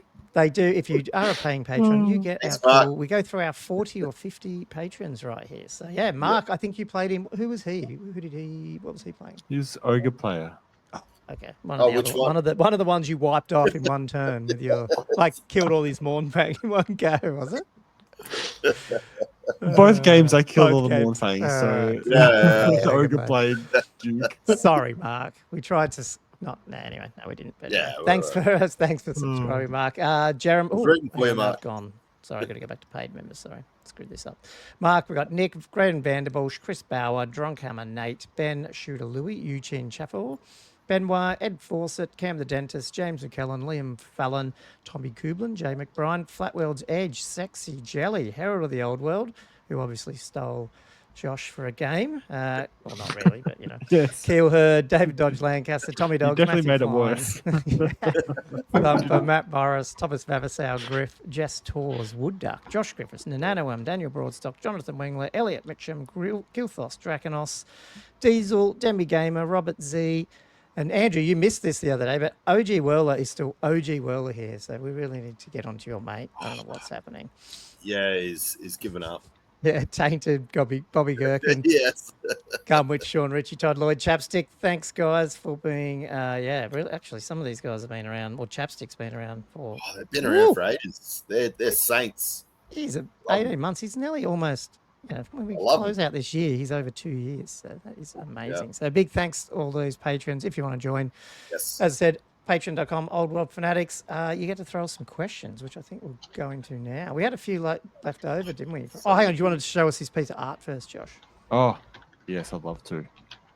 Yeah, please. And if you have the artist's name, but I think it might be a That's the wrong French one. or Italian It's, artist. have I got it up? No, there it is. Yeah, it looks to be French. The guy that did it. But yeah, I couldn't find the name because I found it on the website. It's probably the same page you found, which is like a Boing Boing website that was linked from a Facebook post that you can no longer access a Facebook post because it's from years ago. Yeah. Because I Yeah. remember seeing this photo, like, man, Hey, it Yeah, would have you been. really can see those ring drops, hey? Yeah. Yeah. Yeah, It's phenomenal work.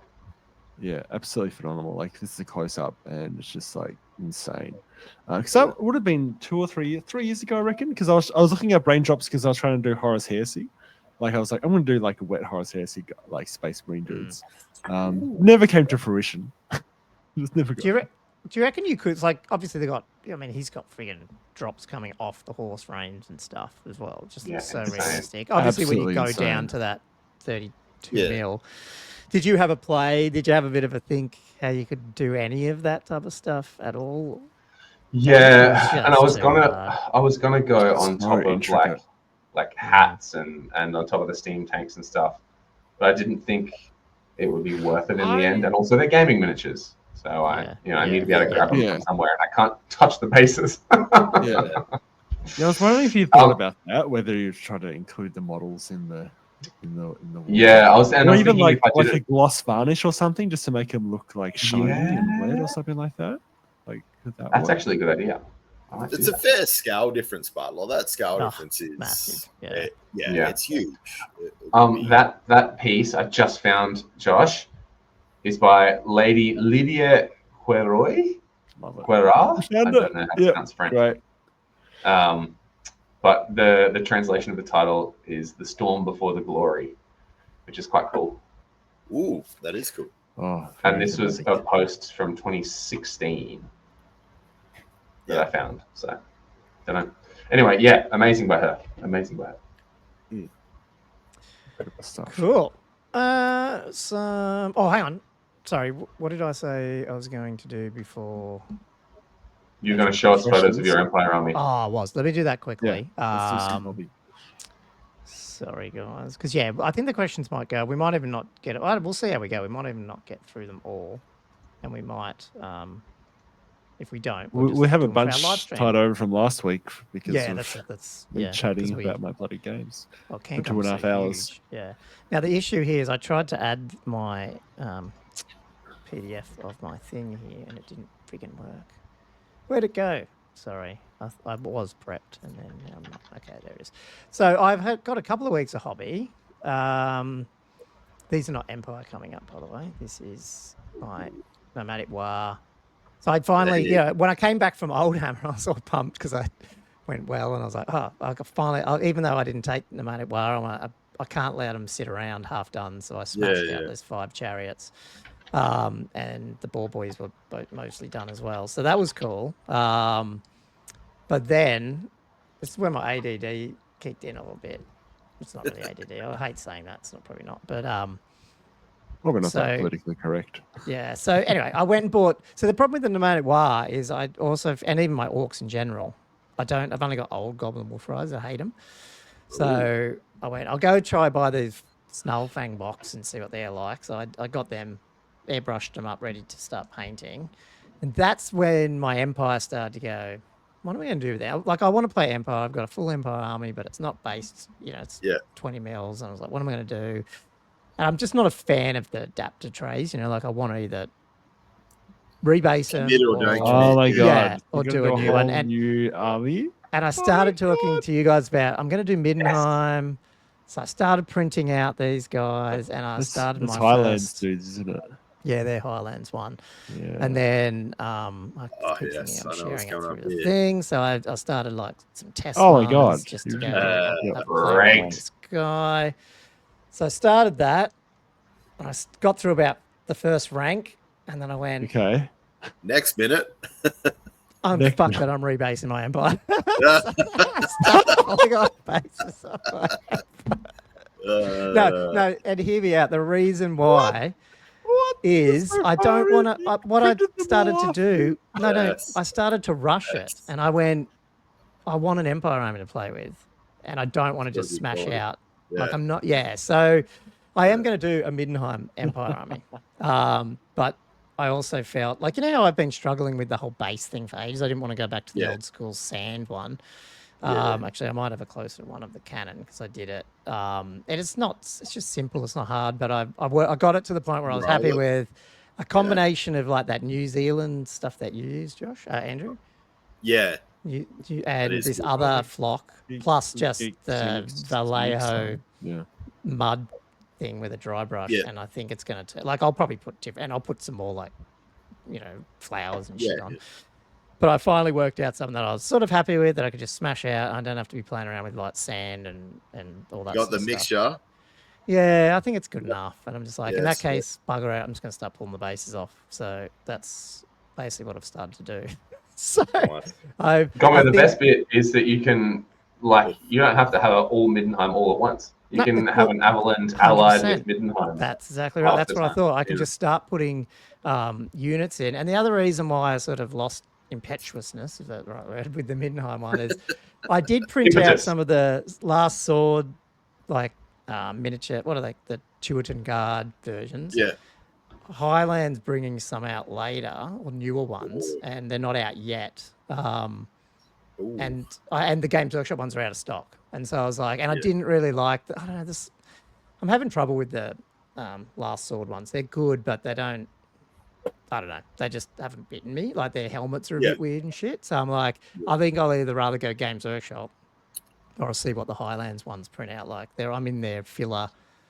They've got a filler thing running at the moment where you get new stuff. I don't know if you saw that, Josh. Yeah, so I got that not Kickstarter. Tribe, is it called a Tribe? No, whatever it's called. I think it's the Tribe thing. Yeah. So that's out at the end of this month or something. So I thought, well, rather than wait, and Andrew probably wants, I think Andrew, our plan was maybe to try one of these new Armies of Infamy versus the Armies of Infamy of the Elves when it comes out. So I'm like, given that you don't use infantry in Empire, it's not going to be too hard to rip all my knights off the bases and the Steamtank and put my cannons on bases, and that's pretty much my army. And then maybe just have to get a unit of state troops rebased. I'm keen to bust out the infantry, to be honest. Well, I can, but that's just Just a new. lot more Yeah. rebasing. But I will do it. I think I'm just going to do it. I'm not going to play Empire and 6. They weren't that. I don't know. They weren't that good Yeah, in yeah. 6th anyway. I don't think. I'd probably just play Tomb Kings in 6th. That's To true. be honest. Yeah. Although, for someone that's as adept as you are with a 3D printer, I don't know why you don't just print 60 Outriders. I think that'd be a great list. I do. Well, no, not 6. I have about 40 sitting there too. Yeah. So you could So do I am. 60. Yeah. Well, that's You can the do thing. 60. So I don't really need the infantry. So that's why I'm like, well, let's just rebase my Avalan. I'll send you the list. I think it's really fun. Okay, well, let's do really that. Because I've got 20 G-dub ones, and I printed about 20 of the Highland ones, so I can mix and match. And them. if you print and paint them, I'm going to borrow them and play them. Okay. But are you gonna? Have you tried the Road Wardens though as well? Like just for the I can use my pistoliers. Okay. Yeah. I haven't have a chance. CanCon was no. Yeah. So anyway, that's been my sort of hobby, and then obviously I pre-ordered like the Arcane Journal, a militia kit. Yeah. I probably went a bit dummy because this is when I originally thought I would do my Middenheim army. I bought 2 boxes of demis. Which if I'm rebasing the 7 I have, I don't actually technically need them. But I thought you had the same. Yeah, that's the same. I'm like, yeah, why are you getting 3 points? Yeah, well, that's why, because I was going to have 2 different Empire armies. I'm like, we'll see. They're the same. They're the same bases. No, but I'll still rebase them because there'll be a different. Yeah. They look different, so I'll get them all the same. That's all. That's just and I'll just use the new ones for Middenheim or something. That's cool. And I've got some of like the special character dudes coming and stuff. So yeah, should be good. Been pretty happy with it. But yeah, as you said, you can never have too many Empire armies, and it's good to see someone else has painted 5 Empire's armies. So a second one for me is 6, like I believe. baby steps. Yeah, like it's like I'm still in creche. I'm not even in kindergarten yet. I haven't painted any other armies though, Gummo. I've only painted Empire ones. So. Right, yeah, fair enough. Cool. I don't know for the Dragonlance fans though. I got this the other day, which is I don't know if anyone is into that stuff, but the 40th anniversary of the Chronicles. It's pretty. If you're my age, it's like what the fuck, really? I didn't realize. So Dragonlance and D&D, they're in the same universe, aren't they? Same setting. Well, no. Well, yes, well, it's Dragonlance is a Dungeon Dragons setting now, but it's a different world and stuff. But yeah. Oh, okay. It's a separate world, but it's Well, D&D is not a world, or D&D is just whatever. I think the most common one is the Forgotten Realms one, isn't? Which I can't remember what it's called. Yeah. Starts with Favorite. Whatever it is. Yeah. Cool. Did anyone else do any hobby quickly, or not really? I think you guys said you didn't. I didn't. Obviously, Danny has. He did this big army, but no, not this week. I've done nothing this week. How are we going for time? Should I do my question or? Oh yeah, do that. No, do that. Yep. All right. So for Australian viewers, this I don't know because we don't have Bunnings in Australia. Sorry, the rest of the world. So we have it. Bunnings is like a hardware shop in Australia. I think they tried to launch it in the UK and it didn't work too well. And then the US has got like a plethora of hardware / craft shops because some of their craft shops are absolutely bonkers over in the US. So they probably know about half the stuff. But anyway, I was trying to work out for my Chaos Dwarf army how I was going to have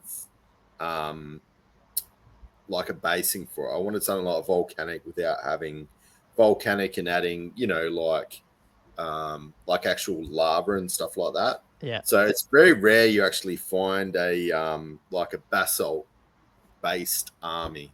Anyway, so I've put that together with my Black Orcs, and I was trying to maybe add like some skulls and bits of rubbish and stuff. So that's basically what I'm going to be doing for basing.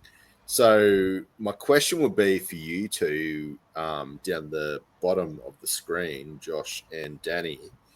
A would be because Josh hit me up on how to seal it, but how do you actually adhere like a really coarse, almost rock-like or large sand, like a gravel?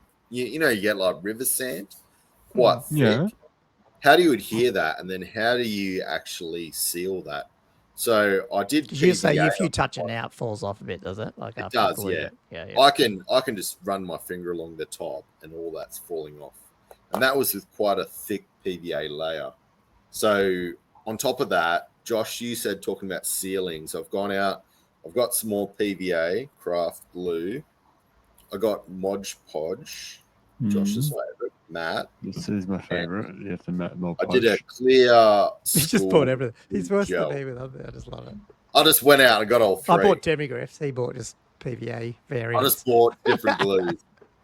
So for you guys, when you actually do like sands and stuff, like a sand you don't want to paint over, how do you seal that and stop it from falling off?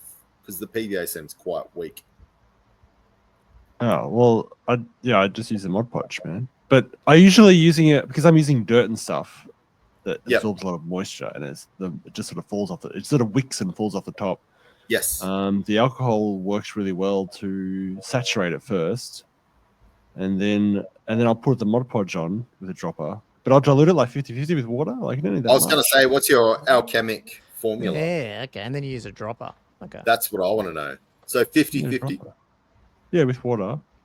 Yep. But then I hit it with alcohol, like isopropyl alcohol, like 99%. Yep. Alcohol Just like a first. spray, or do you do that through a No, with a dropper as well. dropper as well? Okay. Yeah. Let that dry. Like with that? Get all the shit off it, all the oils, and basically, No, you want to hit with them. It's wet.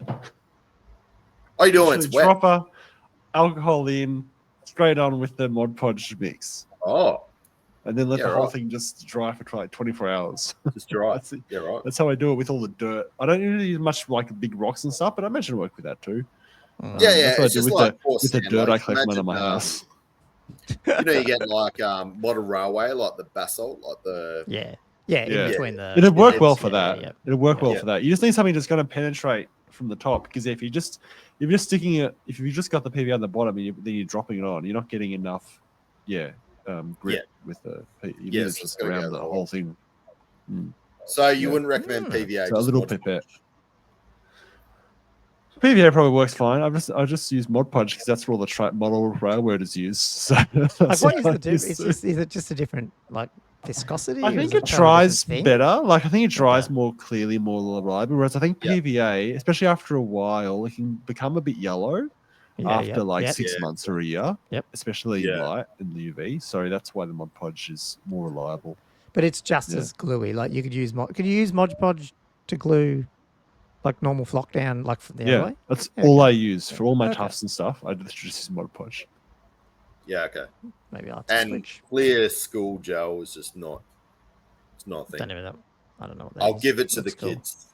Yeah, right. There we go. Yeah. So like the Clag stuff you used to like put. No, that's the one in the tub, isn't I it? don't know. PVA is it's, the one you used to put on clear- your hands when you were a clear kid and then school peel it off, wasn't it? blue gel signature. cool.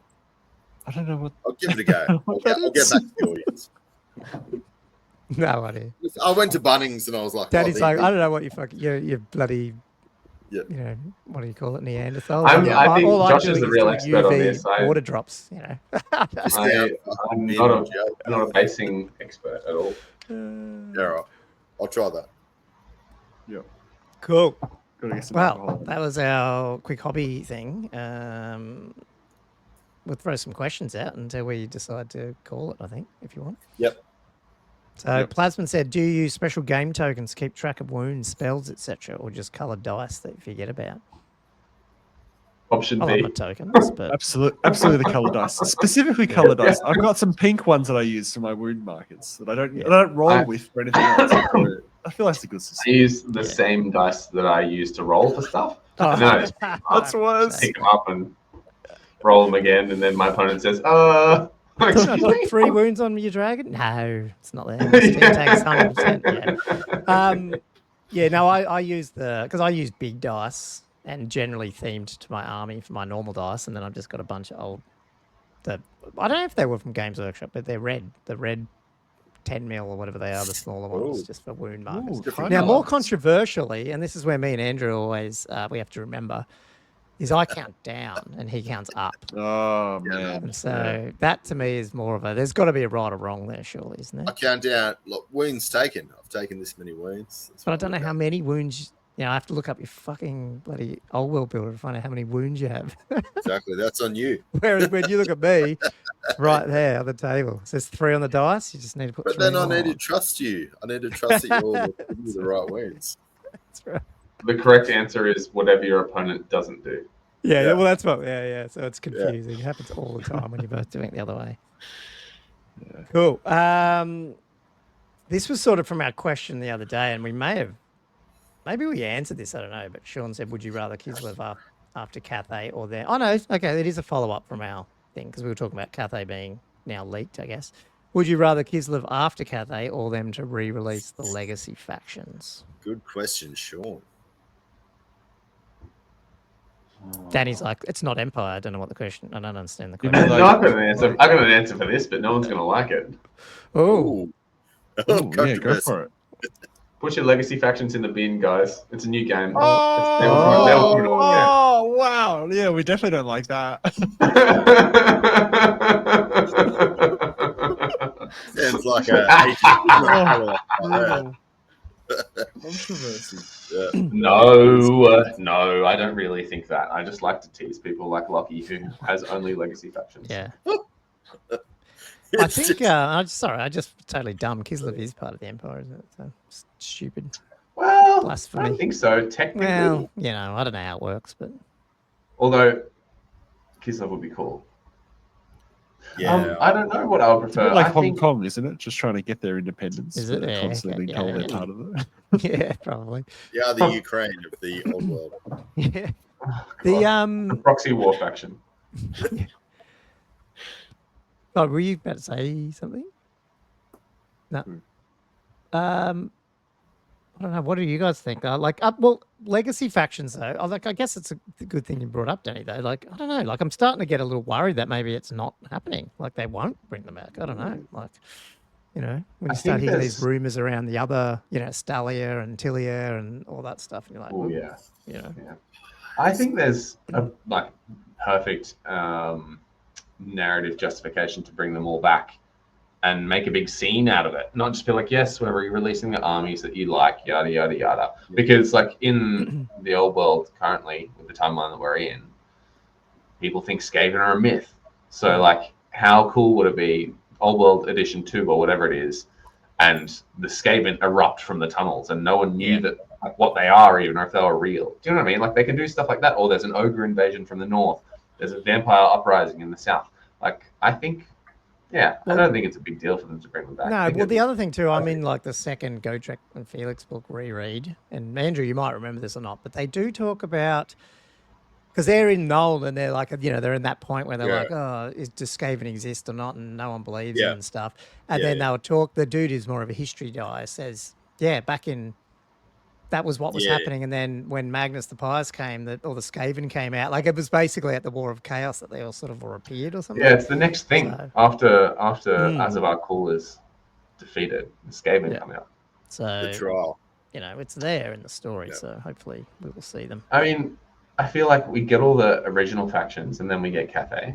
It would make sense. Then we get all the legacy factions in version 2, edition 2, and then we get Kislev. Yeah. And then it's, you know, however many years of game that they've made without ever having made us a Magnus the Pious model. And I'm very sad. Yeah. No, I hope they do bring that. I mean, I want all the legacy. I think, I mean, you need them back, I think. At least a whole bunch of vampires and arcane stuff are journals just to those armies. Skaven and so hopefully it happens. And like, surely Games Workshop's not just going to give up money. Like, and are they going to keep ogres in AOS anyway? Like, is that a thing? Is there rumors of them redoing it at all? And if not, they're like one of the oldest plastics in AOS at the moment. Who knows? So, Who knows? you know, I think you guys are I think that's, marketing GW as a company because you're Sorry? saying they want to lose out. I think you're underestimating Games Workshop as a company because you're like, they want to lose out on money. But I mean, you got Skaven out there, you got Ogre armies out there. I just think that new armies will be bringing in so much more revenue. That's what I just think. I think you're going to get Cafe Kislev before you get any sort of these legacy armies. Really? Okay, yeah. Well, Makes sense. yeah, it would make sense to follow Cathay with the other one if it's there, hey? But like Kislev. Yeah, it's all going to be. It's also, I don't know. I mean, I love Empire, and obviously we have a very big Empire lover here. But do we really want to see back-to-back human armies, new plastics come out? I don't know. Like, I don't. I'd love to see all the legacies out, but yeah, I think that's a mistake. it's just But anyway. GW. Did I get that Yeah. right, Josh? This question, or did I see you in the other thing? Oh yeah, it is. It is, Yeah, but it's I got can a few typos that I fixed. Anyway, Oh, okay. Sorry. Oh yeah, such legacy faction. Do you want to read that one, Josh? Or you obviously. So yeah, Jerry Cruder asks, adding to that previous question, which legacy faction would you like to see, most like to see de-legacied, and what army of infamy would you like to see for them? And why is the answer Dark Elves and Cult of Slaanesh? Which, honestly, that would have been my answer. For sure. But why is that your answer? Oh no, he's preempted my answer. Yeah. Why No, he said, "Why is Because it I already your have. answer?" Because I already have that army in 6th set. And I It'll can't stop use him it. playing The old 6th set. one. Why is it Cult of Slaanesh? Yeah. What do you think is? This is going to sound dumb, but like the objectively right answer. Like, is there a right answer that like would help balance stuff? Like, is there an army that you think, like my negative for Dark Elves would be we already have 2 elf factions. And Dark Elves are actually probably not too bad. My argument against vampires is, yeah, they'd be heaps popular, but they're also doing quite well. Like, I wonder if there's another leg. Like, is Skaven the right answer where it's like, Ooh. we're not seeing them, they're struggling, but they're also iconically Warhammer. Should they So be? you're going like strength of army. Yeah, it's almost like the one that needs the most help, but also is Yeah. the most Warhammer. And I feel like maybe Skaven is it, even though I don't play them. I but think don't you're know. right. Yeah, Skaven's struggling. Yeah. Got to focus on the theme as well. Or is the answer Box. like the legacy faction that we've seen the least in previous editions, and it's Chaos Dwarves? Yeah. You know, so because then they more fit with the like it's a new game, new armies. Yeah, No, I like that too, because also what they could do is try and fix up. It's not that they're broken, but they're almost like an orc army at the moment. It'd be nice that Chaos Dwarf army is a Chaos Dwarf army. Chaos So Dwarf. that would be cool. What would their army of infamies be though? Like, I don't even know much about the. No, all they're of just them, apart from their they slave got like drivers. these. and They quite got slaves. Yeah, that's pretty much it. Which is Yeah, I don't know, it is 2025, and bringing back slavery into your games. Yeah. Yeah. Skaven would be fun though, although there's probably so many. The problem is it just do you just lean into the like they're actually too much with Skaven. It's all or nothing, I think, with all of them though. Yeah. If you bring in one legacy faction back, you have to do all of them. All of them, yeah. Well, as soon as they do one, you know they're going to do all of them. You would think, but who knows? I would try not to offend Josh here, but I'm thinking a Dark Elf army because they're pirates with black powder.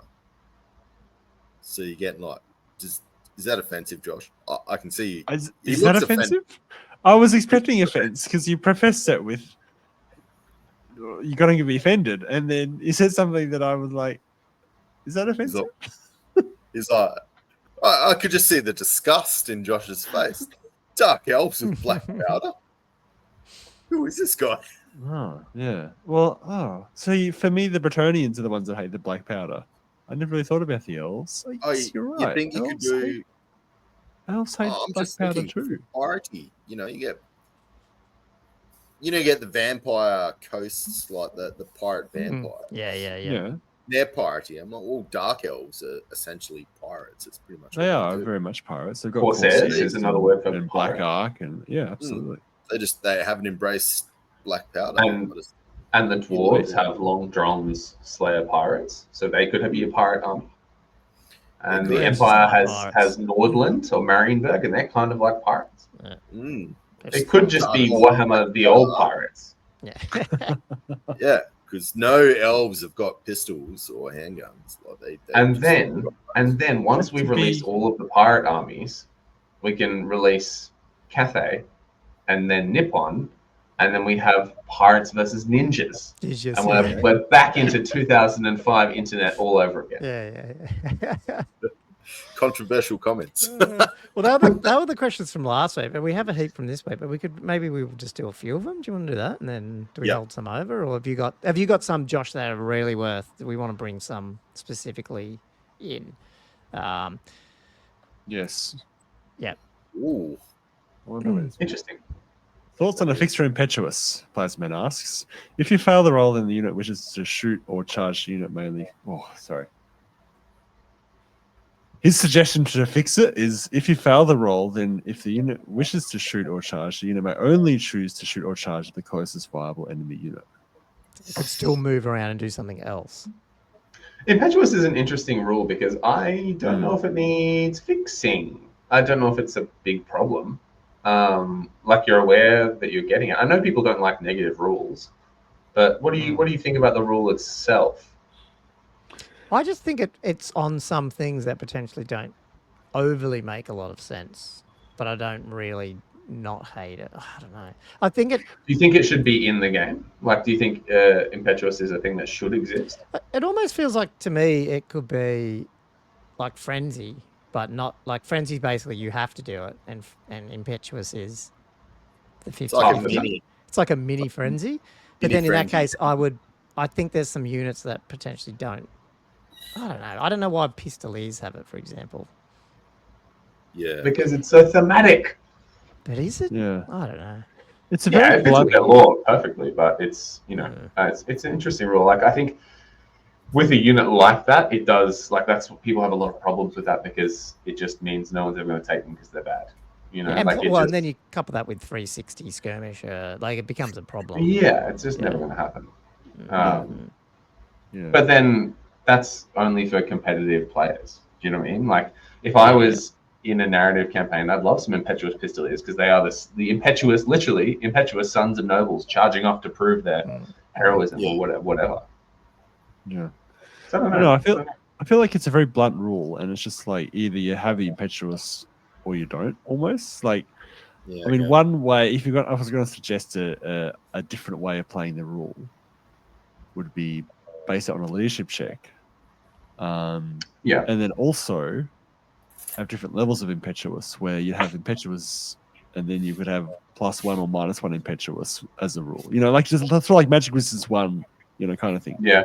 Add that to your leadership check. So you can have like really bad impetuous, or you can have like, you know, really quite weak impetuous depending on the modifier and your anyway, so. And if you have bad impetuosity, then you need a strong general to keep your troops in check. Yeah. I mean, I like it. I don't know if it's pretty granular, but I like it.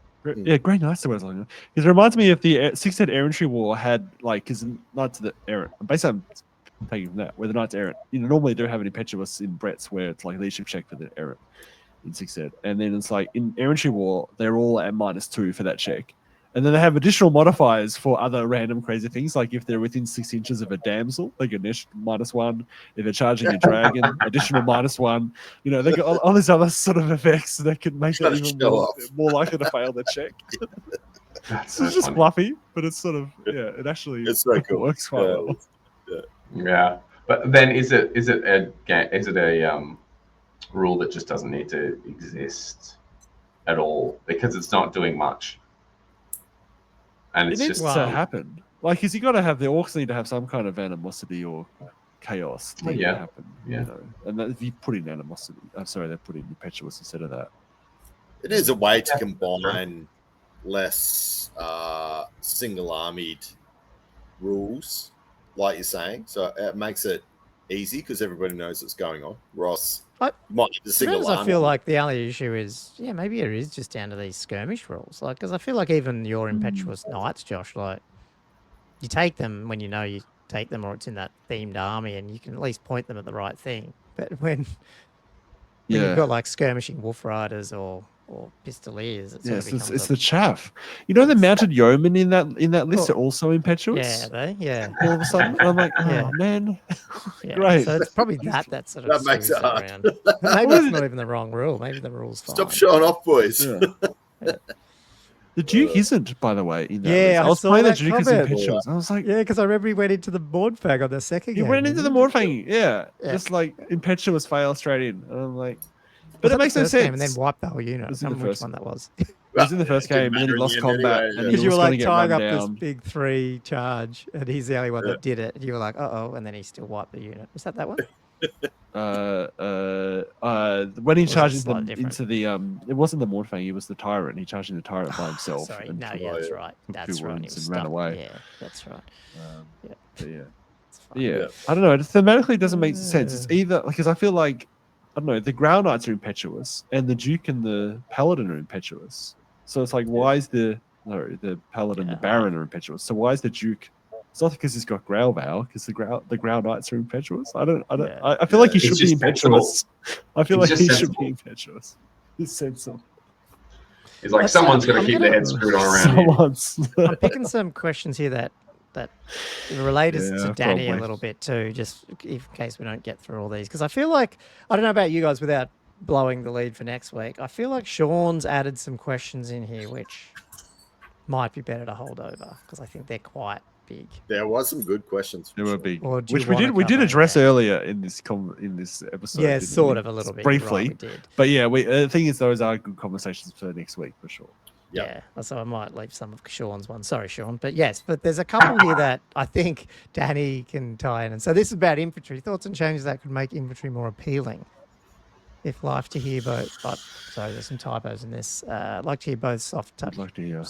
touch changes that would include in the FAQ General's handbooks and bigger changes that might come. So basically, how would you fix infantry?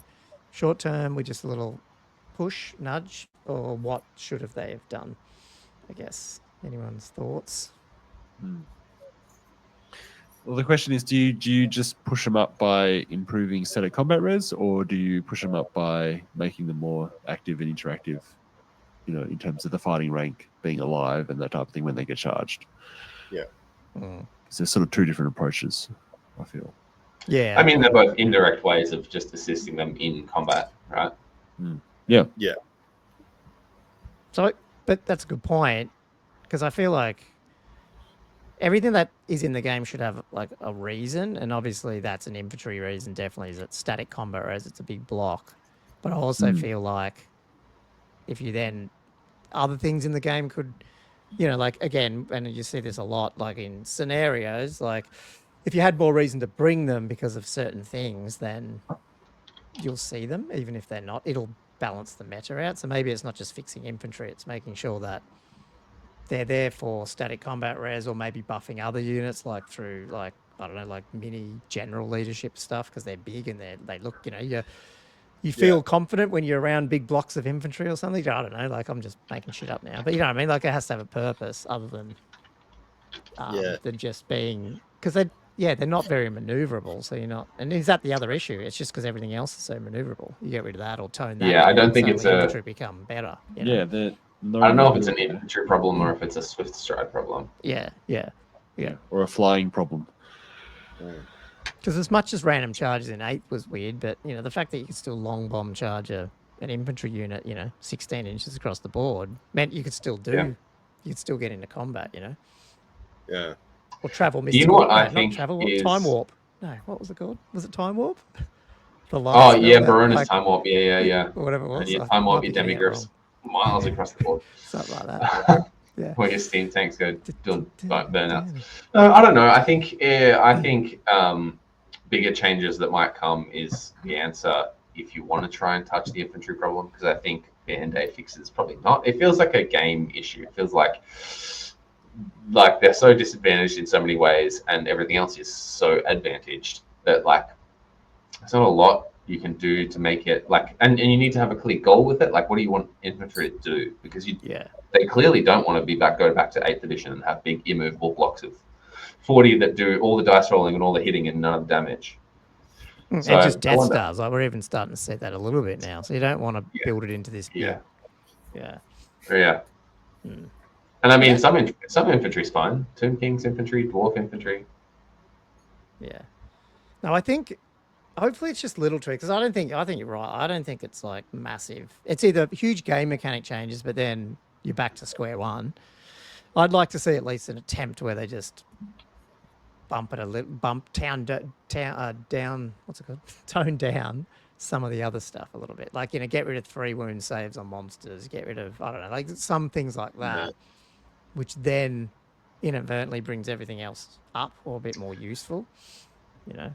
Yeah. Yeah. I mean, Potentially my switch question to answer the question is, if you like, what would make infantry appealing to you? Do you know what I mean? Like, what would make you want to take infantry in your list? What do they need to have for you to be like, yeah, I need some infantry? My answer to that, because I used to love it in 8th and Empire, is like infantry should be shit, but you should be able to like buff it really well and stuff. So like, you know, Empire buff wagons plus the cool magic, suddenly they become useful. I like that. Whereas a dragon doesn't need buffing; it's just good. Like, Yeah. and I think maybe the toning down of some of the magic stuff. You know, maybe there should be some more benefits of spells that hit infantry and not everything else. Yeah. I think at a very minimum, they need to at least have enough static combat res that they're not getting taken out by dragons and monsters, you know, in combat. Yeah. Like reliably. Yeah. You know what I mean? Like, Yeah. that at least would give them something they're not going to die to. Yeah. Nah, I think that's a good one. Like, for me, in the older editions, you got, I suppose, everything else wasn't as good as infantry, or else now you've got, I think this is obviously what Danny was saying, everything else is so good that you don't have a reason to take infantry. I suppose if you buffed it up to, because unless you're going to bring everything else back, which to me seems like it's not the best idea, I think probably like Josh was saying is like, just need to buff it enough that it's now going to be a viable choice. So plus a bit of static combat res or more flighty, either or. Is this isn't the exact thing, because it's talking about I can only fit the monstrous or the cavalry example here. Yeah. He's talking about monstrous stuff in general and all that sort of stuff. And this alluded to this months ago. We were talking about this. You know, is it buffing like heavy infantry, like actually making a better delineation between heavy infantry, monstrous infantry, stuff like that, and actually give them a bit of a buff? Because light infantry and light cav, maybe they need to be more, you know, maneuverable, flexible, make sure they are, but actually move some units from light back into like heavy and give them actually some more stuff, which might be better saves, might be even more wounds, you know. Like 2 wound infantry suddenly becomes quite like tanky, you know what I mean? And 2 wound heavy cav, you know, like, so is that a thing that you can do, you know, pump it that way? I don't know. Yeah, maybe. I think that's so far out of the fantasy setting of traditional Warhammer would be giving wounds that much. Like, I think what's going to draw people back is the same feel of what it was. Like, I think if you just started giving more wounds, I think it's just kind of special rules. That's what it is. Like the rules for heavy infantry or light infantry or cavalry. Like, I think that's where the nuts and bolts is. If they work that out, then like, you're going to give. I mean, if you did so, then go back to horde rules / everyone can get +3. If horde maybe can get +4 combat res, and piss close order off everyone but infantry. Yeah. Is that start getting actually closer? Where it's like, okay, well, suddenly my infantry that would better, you know? help. Yeah, that would help. Yeah, so, maybe just back at the core rules. Just make the core rules more. Everything should have like its role. Ross, infantry doesn't have a role really at the moment, does it? Like, it's just, what's my infantry doing? It's like slow. It doesn't do a lot. It's either shooting lots of shots or it's like trying exactly. not to die, and that's why undead infantry is so good, or exactly, infantry where you can take 80 of them or whatever. But it needs a role. It hasn't got a role at the moment. It's just, so Sean's were a little bit. There's a hobby one here, which we might want to close out on if you guys want. And it's sort of Yep. weird because it's totally off topic, but back to hobbies. I don't know, and we didn't really talk about this with I just want to hear Danny's opinion. Yeah, airbrush. So from Miss Junk, airbrush is worth it, and he's buying a cheap one to try giving you a good idea about how it works. I mean, I didn't hear airbrush come out of your mouth when you were talking, Danny, earlier. No. Are you an airbrush man or not? Or Yeah. okay. You're all airbrush stands, right? Yeah, but like oil washers, I'm still using them for only certain things and trying to get better at it. But yes, trying to. Yeah. I mean, I think the problem with not the problem, it's not a problem. I find I had my airbrush set up like not out for a while, like for a few months, and I just never used it because taking the whole, so I've got like a extractor fan and everything, setting that all up, getting it all out, and then repacking it makes it not particularly worth it unless you're going to really like settle in for and get your airbrushing out of the way over like a couple of days. Yeah. But I find that I use it so much now that it's just out, and when I have it just sitting out. I think, and in terms of like whether you should buy an expensive one or a cheap one or whatever, I bought a middle of the range, like entry level Iwata airbrush, so a good brand, but just entry level. And I haven't changed. Like I don't do any like fancy details or small detail with it. But it's really good. And it means you can do stuff like priming when the weather's bad, or if you just need to prime one model and you don't want to waste like half a rattle can on one model. And particularly with oil washes, that's where I use the airbrush the most, is varnishing prior to and after an oil wash. Ooh. Because you can varnish stuff so quickly and easily. You're just like Okay, cool. Well, I'll have to get into that. I am starting to play around with the airbrush for other stuff other than just Xenophil priming and undercoating. But yeah, it's actually I mean, it's just as base coats and stuff as well. It just takes like it's hard to sense, sort of. It's hard to feel at the start or when you get into it because you're like figuring out how it works, and the cleaning of it is all like a little bit complex, and it feels like it takes a while, but it is so much faster than doing things by hand. So much faster. Like you save hours, even on small projects. So I think so. Yes. Like if it's within your budget and you've got a space to have it set up, like a hobby desk, absolutely. No, I can't because mine's just sitting there, but I can't read that. Like I brought it up on the pod a few months back. There was this cheap. It's like I think it's Chinese, but it's like a different brand, and it's a really good airbrush, but the price is ridiculously cheap. You know, it's that other Modius or Mob. That's with M. Not sure. Can't remember. Remember that one I brought up, Josh? And I got it from Miniature Realms. And it looks high quality, feels high quality. She might not be Chinese, to be honest. But yeah, you can definitely get them like cheap, but not cheap, if you know what I mean. So yeah, definitely worth it. Yeah, if you've got a dedicated hobby space, then like it's such a good addition. Yeah. Once I crank the basement out, that's what I'm going to paint them with. Just with airbrush and oil wash, and it will take you like 5 seconds. I know that's there you go. I was committed to the airbrush for the basement, and I'm going to be committed. You heard it here first. Oil wash as well. There we go. You do like whatever your color is, like a brown, light brown on top, and dark brown from the bottom. Hit that whole thing with, and then pick out the metal bits, and then hit that whole thing with an oil wash. You're done. And it's like an army in 2 days. Yeah, there we go. Love it. Can I get it done before the basement book comes out? That's the definitely buy some oil paints and you can do it next week. If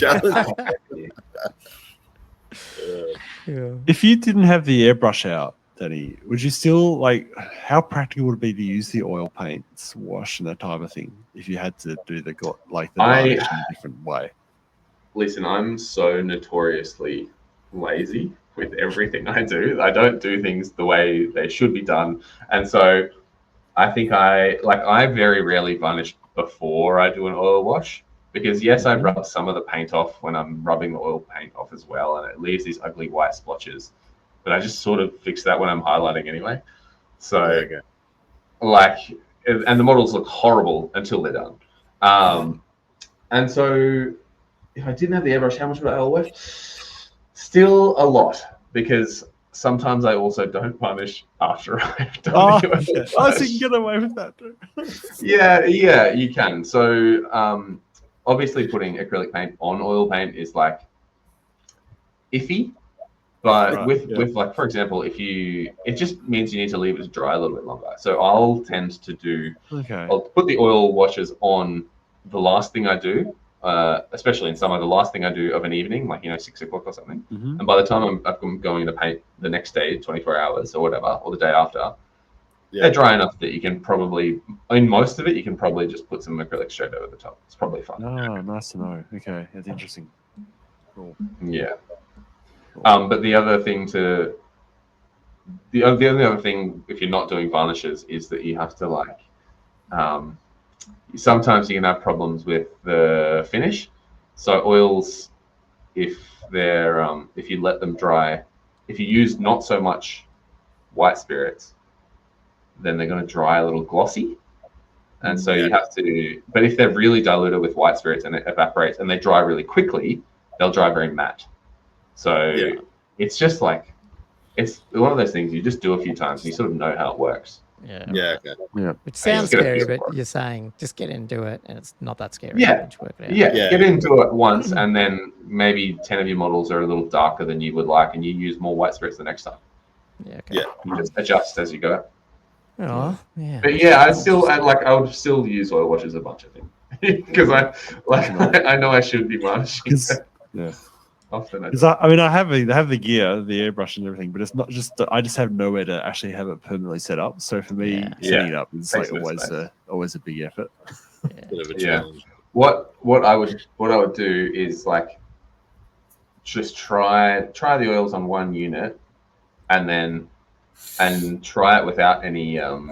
Just be gentle when you're wiping them off, and let them dry properly before you do any highlights over the top of them. But quite often people do oils as their last step. Like they'll just do the wash, wipe it off, and that's it, because the highlights will stay underneath. They do the highlights first and then they wash it down. But I reckon definitely try it and then just see afterwards and rub the model a bit on the back of it or whatever. And if it comes off to your touch, then varnish over the top. Yeah. Yeah. Yeah, makes sense. But yeah, I think with enough drying. The other thing is it's a little bit, even with odorless white spirits, it can be a little smelly. So Right. Yeah, because it definitely stinks out this sort of little work. Yeah. Well, open the window, I guess, but Yeah, you can put them in Yeah. a extractor fan or something. all good. Yeah. That was, man. Thanks for staying to the end. I think that's probably good enough to call it, man. I think that was. Oh, I think yeah. that was a late- pretty good late night. episode. And I That's think people are pretty going late. to love looking at those pics if they're watching on YouTube. So That was great. I hope so. big I hope thank so. you. Yeah. Thanks for having me on. What a blast. Do you want to? Awesome. Obviously, we'll shout out your YouTube and your Instagram. We'll get you over 1,000, whatever you said for Yes. sure. Surely, everyone who Yes. follows us That'd be should be great. following you. So One more person. Ish. Yeah. Really? I probably Hang on. aren't following you on Insta. I'm following you on Let me YouTube. see. so Oh I'll no, do we that just after. did it. Too late. We did it. That's Okay. 1,000 followers. Woohoo, 1,000. Yeah, I wish I had 1,000 button. Oh. A little less. Maybe if I remember, which I won't, we'll put it on post. Remind us. Ed. Funny. Anyway, I might wrap this one up, guys, unless anyone's got anything last minute to say or not. Nah, that's great. I loved it. Yep. No. Yes, I do. Yep. And I don't know how fast your production schedule is, Gomo.